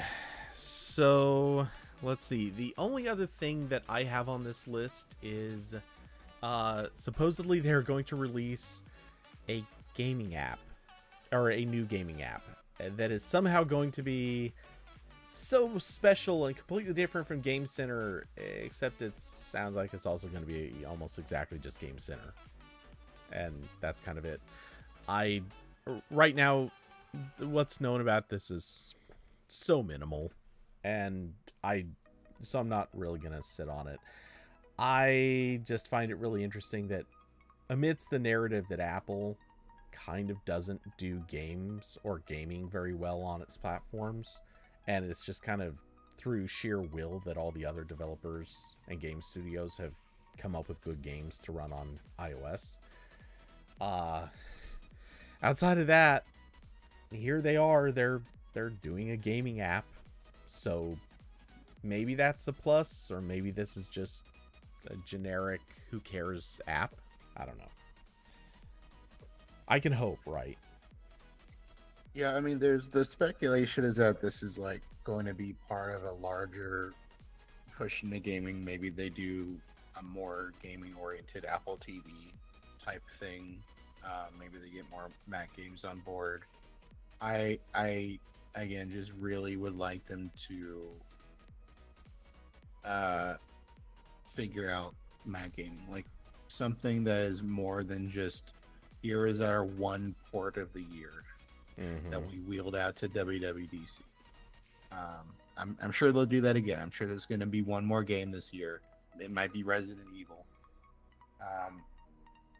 But like I would like more than that. I would like them to Uh, just stop being a bitch and support Vulkan on macOS. So we don't have to use many API like all these different API compatibility layers that don't work 100% well. Um, they already made like a port of like Proton, Valve's Proton layer as like a proof of concept. Can they not turn that into something more? I mean, even if they just get Vulkan support, then like crossover could do the rest of the work and make Mac gaming on par with Linux, which it would be a very weird thing to say 10 years ago. Yeah. Because I know Mac gaming was definitely, it was fine in the 90s, and then in the 2000s it kind of nosedived, and then when the Intel era hit and we got Steam on Mac, and it was suddenly very easy to get PC games on Mac again. Now it is not. So most of the pieces are already there. They just need to try a little bit harder, and they won't, because they want developers to use the Metal APIs and go through the app store so they get 30% and all this other nonsense, and it's really annoying. So, but yeah, my WDC wish list of things that will not happen is that get like Proton or something functional on macOS. Maybe even go back to Valve and be like, hey, we fucked up a lot. Can we work on some stuff? Can we get Steam on Mac working pretty well? They will absolutely never do this, but it'd be nice. That'd be cool. I would like notifications on iPhone to not suck anymore. Again, as I've said many times, just copy Android 4.0. Just straight up duplicate, copy and paste. And that's really it. Also, if you want to put the M4 MacBook Pros on sale for me, I would appreciate that, because I do kind of want to buy one soon, but they're still not super discounted. Truth. That's my wish list of things that will not happen. Thank you. Let's see. My wish list. I want them to, on stage, bring up new things happening for Swift UI. Because at this stage I think Swift is done enough as a language. It should probably be mostly stabilized. I just think Swift UI needs to get some attention, and really that final push. I did see they just redesigned the website for Swift, so maybe that is a sign of things to come. That'd be a nice step, I think. Let's see. What else?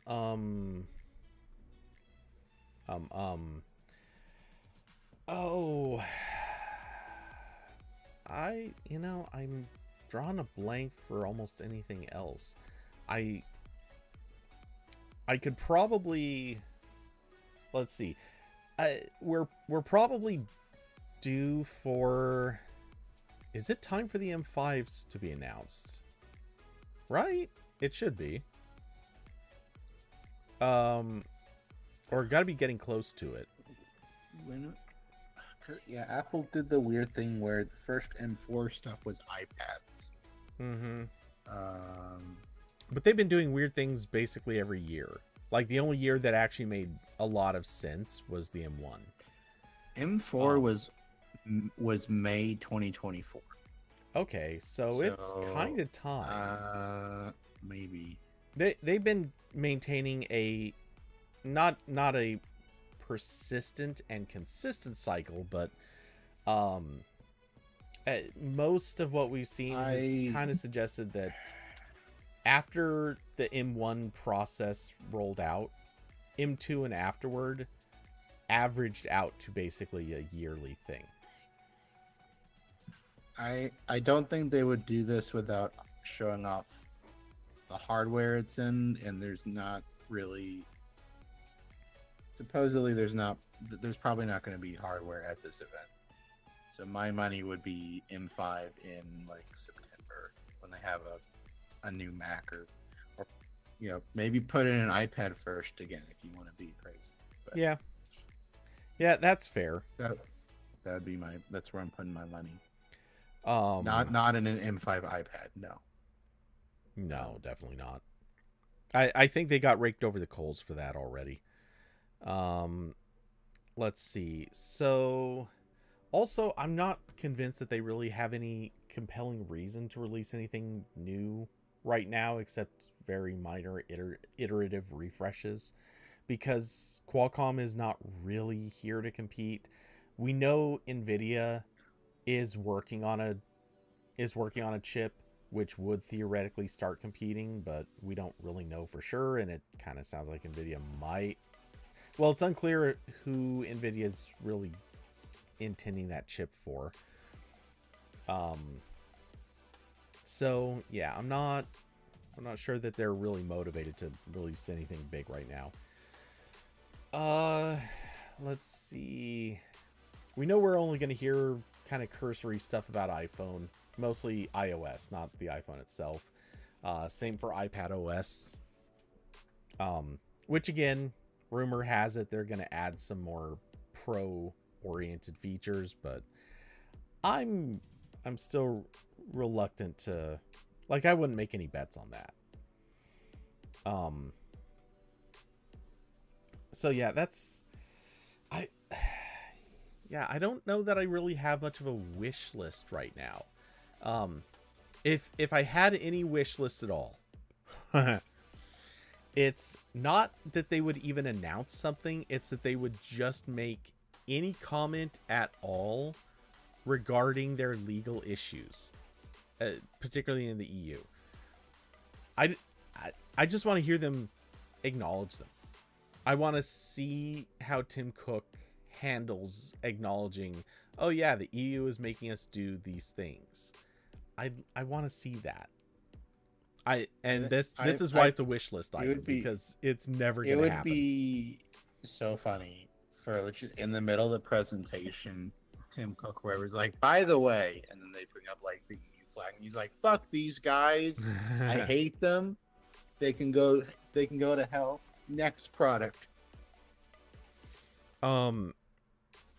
I think it'd be kind of funny if they did something kind of like the iPhone, like no SIM cards in the US thing, but do something that's just kind of a big middle finger to the EU. Just because. Don't get me wrong. I think these would be bad things, but I think they would be funny in the moment. Right. I agree. The every tech company suddenly devolving into like child email conversations in public when they get legislated has been one of the funniest things recently. Like every Google blog post after like a judge tells them they're wrong is the funniest thing. It is just a like, don't put in the newspaper, I got mad level response. I think it'd be funny if Tim Cook did that. Just like, wow, what a great day of announcements. By the way, Europe sucks. Am I right, guys? Or they block the live stream video in Europe. Just like, no, you guys can't watch. Sorry, sucks to suck. No, you don't block it. You just stream it in a crisp 480p. What is the PAL standard? Whatever that is. I normally know it, but I'm blanking. I think that's 420. Whatever it is. Anyway, yeah. Stream it in just standard definition PAL, and that's an appropriate middle finger. But yes, I also just like the idea of Tim Cook getting up there and being like, EU? Don't you mean PU? Mm-hmm. Yeah. I want to see him get petty and catty. That would be absolute cinema. Um. So yeah. Otherwise, I don't really have a lot of wish list items that I can think of. I'm sure if I'm sure if I was more prepared on that, I'd probably come up with, oh, by the way, I want to see this, and this, and oh, it'd be great if they could also fix these 17 things and whatever. Uh, it, but I think we've both got enough items with things that would definitely not happen. oh yeah, um, well, chief on my list is I still want to see them come out with a MacBook Pro that doesn't have a webcam and therefore does not have a notch. Yeah, that would be nice. That's the one thing I have been looking at as I plan on my eventual plan. I don't know exactly when this would happen. Is to sell my M1 MacBook Air and my M1 Mac Mini and consolidate that into one computer because I don't, and you know, it's fine. They're all mobile things anyway, and it would have to be a Pro because the MacBook Airs will thermal throttle under some of the things I'd like to do. So I have been looking at those and be like, ugh, there's a notch. Yeah, I do like on my MacBook Air, like, yeah, it's got some bezels, but it's fine. It's not that big of a deal. it's funny to me how I always hear about these or hear from these people who say, "Oh yeah, you know, I use the a computer with a notch for like a week and now I don't even see it," or whatever they say. And here's the deal. I've had this M1 MacBook Pro for a few years now. The notch still bugs me. Straight up, it bugs me. It bugs me every time I realize, oh, hey, I have just one more status icon, and that's the one that won't show up because the notch is there. So, you know, 9 times out of 10, it's like, okay, I guess I have to quit something just so I can get a status icon. Why is this a thing?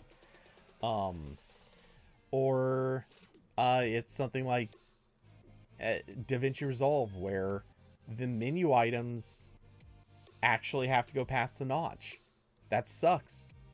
Or there's just this long list of things where the notch causes annoying behaviors, and I don't like it. And it feels like I'm being robbed of screen real estate, which is funny because I'm not.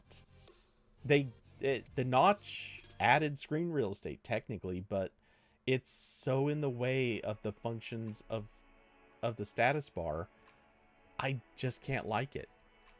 Plus, it's just sort of annoying to see it there. Like, it just still looks sort of like a thing that you should be able to peel off the screen. Anyway, yeah. So I'd love to have a notchless display. And seeing as I never ever use this webcam, I'm more than happy to sacrifice it. And there's no other value it serves to me. Literally none. So What if I get the last MacBook Pro that didn't have the notch? Which I guess I think it's probably the same one as the last one that had the touch bar. I could be the world's last newcomer to the touch bar. I don't think that's the case. Well, it depends on which model you get. Because some of them, like you would be. Yeah, it depends on which model you get, because you could get M series. I'm going down the list. I'm going down the list of the identify your MacBook Pro support article. Yeah, the thing is, if you got that, I believe you have to go back to an Intel Mac if you want a higher end model. Or you can go to an M1 with a relatively base chip, and that's where you could go with notchless.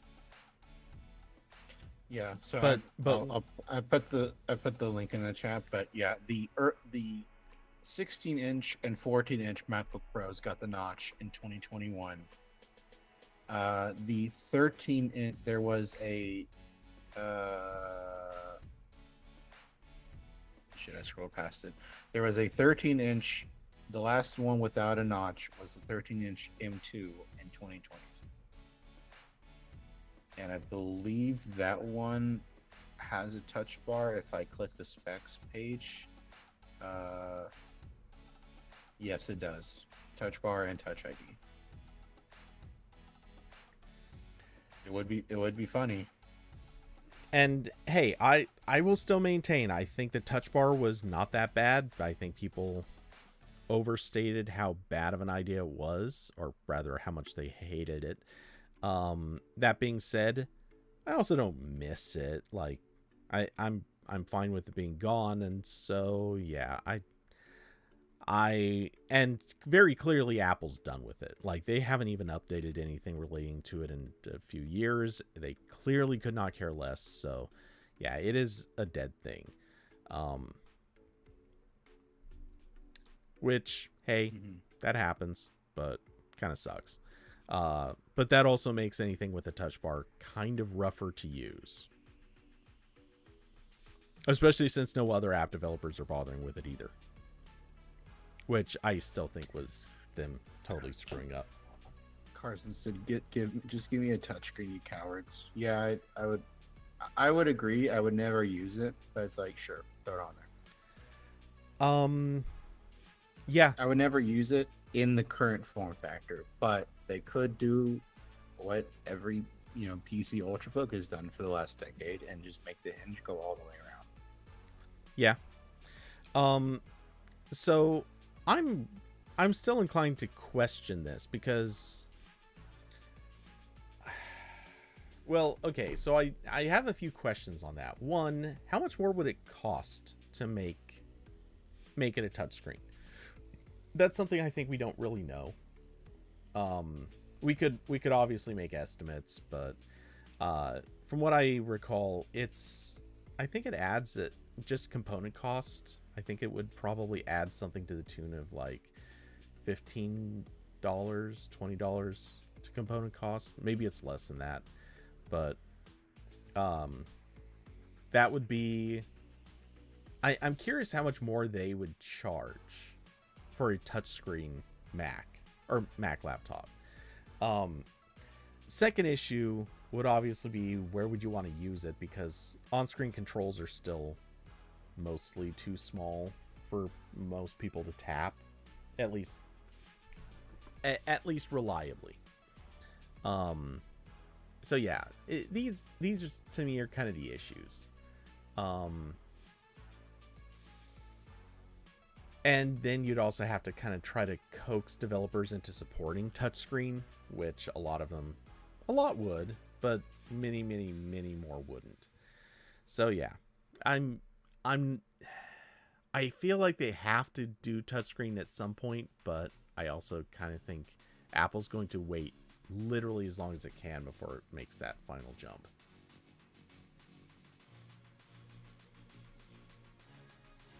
Yeah, I'm just looking at I wanted to see how far spec'd up those MacBook Pros go on Swappa. Yeah. The most I'm seeing is 1 terabyte of storage with 24 gigs of RAM, which is only like $1,000. That's really good. It is pretty good. I'm gonna add this to my mental pile of things to consider. And do it before anybody here gets around to grabbing it. Yeah, don't any of you do it. I'm watching you. You will not be watching them. Actually, these are a really good deal on Swappa. Not even the higher end ones. There's also like some okay condition M2 MacBook Pros in like the $650, $750 price range, which is pretty cool. And that is like I think that is the base M2. But I remember not too long ago, the base M1 Air was around that price. So yeah, this has does this have, oh, this one doesn't have MagSafe. I don't get the whole magnetic clip power. Oh, so it has the 4 USB-C ports. Right? I only see two. Let me go to the specs. Oh wait, is that not a Pro? It's got no. It's this is the M2 Oh, MacBook is it Pro the without the 14 notch. inch? No, it's a 13-inch. So it's Oh, got okay, two same thing. Thunderbolt USB 4 ports on one side and a headphone Yeah. jack on the other. Ooh, that's rough. That's the exact same setup as my M1 MacBook Air, but it's a MacBook Air, so that's understandable. Yeah. I definitely want more ports if I'm gonna be spending more money on a laptop. Yeah. I'll tell you the MagSafe by itself is not really that great. It's fine. It's just nothing special. People overhype how good or bad it is. That said, what I didn't like about it is that they gave up a port just so they could put in MagSafe. I've always felt like that was dumb. But yeah, if the scenario is you're only getting 2 ports, that's bad no matter what. Carson, you've never used a MagSafe port? I mean, yeah, it's there. I just use it here in the office because it's very convenient, and I have the right cable and I have the right position for it. Seeing as the port is not on both sides, I can't use it in 2 of the other places that I take this laptop. And just in general, I don't like... I just don't have any special affinity for it. I don't see the point of it. It's just a thing that plugs in a little differently than other stuff. There's no value to it being MagSafe. When I had my Surface laptop that had the power cable, I didn't usually bring it, or just because like I'm already bringing all the charging stuff for USB-C, and it can do that. So it's like I'm just gonna use that too. I don't need to add another charging brick to my pile. Yeah.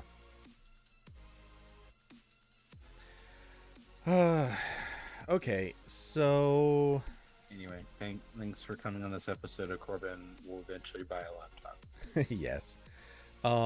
Yeah, I was gonna say it's while I have a laptop in front of me, very slowly installing Debian. I love that We're this is a the desktop now. I love that this is a thing that's been ongoing for the entire length of the stream. It's very slow. This has like a very early and shitty Intel Atom CPU in it. Oof. And at some point I did max it out, which involved upgrading the RAM to 1 gigabyte and putting in an SSD. That is the maxing out. All right. And we just got to the desktop and I can't move the cursor. Oh, there it goes. Okay. Yeah, also this touchpad is garbage. Remember when touchpads were bad? Yes, very easily, very well. I remember that. I hated those days so much. It's very the pressure sensitivity on this I think is mostly broken. I think that's just that this is an old cheap laptop. But yeah. Carson said USB-C port power delivery monitor for the win. Yeah, I got part of my plan with consolidating Macs was to turn my desk into just a Thunderbolt dock, and then I would just plug in the laptop when I was here, and then when I didn't want to use my laptop at my desk, I would just unplug it. And I was gonna buy Anker's big new Thunderbolt 5 dock that has, I think it's 14 ports on it. But it turns out actually I just get to review it, so I didn't have to buy it. Yay. So that is plugged in right now. That will be my first review in like over a year, probably close to 2 years. I think my last review was the iPhone 15 at launch, which was a year and a half ago. So I have it plugged in. It's functionally in this state, not much different. It's plugged in my Mac Mini. So basically, I just moved everything that was plugged in my Mac Mini with like a mess of adapters into this one brick that now sits on top of the Mac Mini. And I'll find I'll put the doc in the YouTube chat. That's it on Anchor's website, but it's just a cube thing, and it has a bunch of USB-C and Thunderbolt ports on it. And I was gonna buy this one because it has a lot of ports, and including 2.5 gigabit per second Ethernet. Now that I have that at my desk, that's kind of nice. And the front USB-C ports can put out a combined 45 watts of output. So this is also like a pretty convenient like desktop charger, in addition to being this full docking station thing. So yeah, so I was gonna buy it and it was on sale, and then I checked and I could actually just review it. So now I'm reviewing it, and it works fine so far. But I've only had it for 2 days, so something could go wrong. We'll see. Oh, but it's Thunderbolt. It's connected to USB. Something will go wrong. It's just the nature of USB.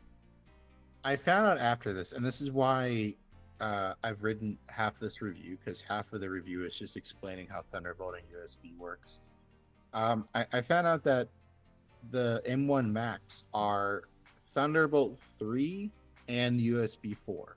But Thunderbolt 3, I did not know this, does not support docks. That's not like in that technology. That was a Thunderbolt 4 thing. So like Thunderbolt 3 is just for, displays and external GPUs and like other things you directly plug in, not like a docking station thing.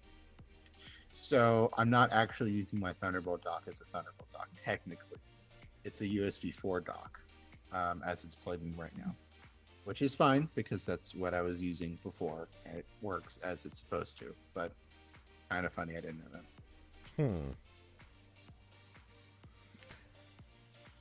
Okay. Well, that's cool. Awesome. So let's see. Unless you've got anything else, I think we're probably at wrap-up time. Or we should be, because it's getting hot in this office, and I like to leave it. And I want food.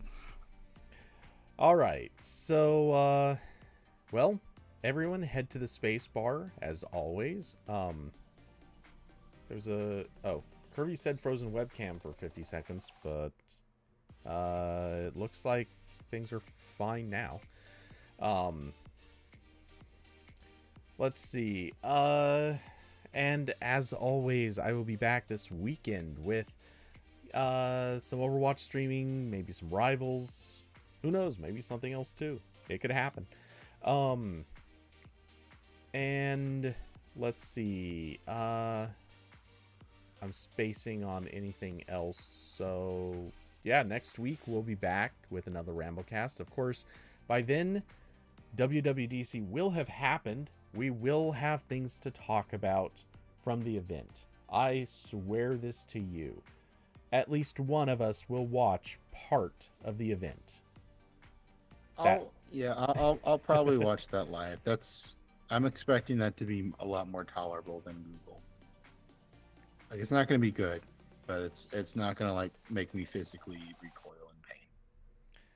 Oh, I you know what? I want to hold you to that as a challenge, because I think it can happen. I joined the RambleCast after that, and my face looks like I just finished crying. I'm like, "Welcome, I'm Corbin." Yeah, pretty much. I think it's coming. I think that's exactly what's about to happen. So let's see. Anyway, yeah, I think that's it. So, of course, huge thanks to supporters of the channel, Alyssa, David, Diablo, Austin, and Carson. Y'all are awesome. Of course, also thanks to everyone who came by and participated in chat. It's always appreciated. We love to see you guys. And the heat is kind of cooking my brain right now, so I'm I can't think of what I would even say next. So with that, I hope everyone has an excellent rest of your week. We'll see you in the next one. Good night, everybody. Bye.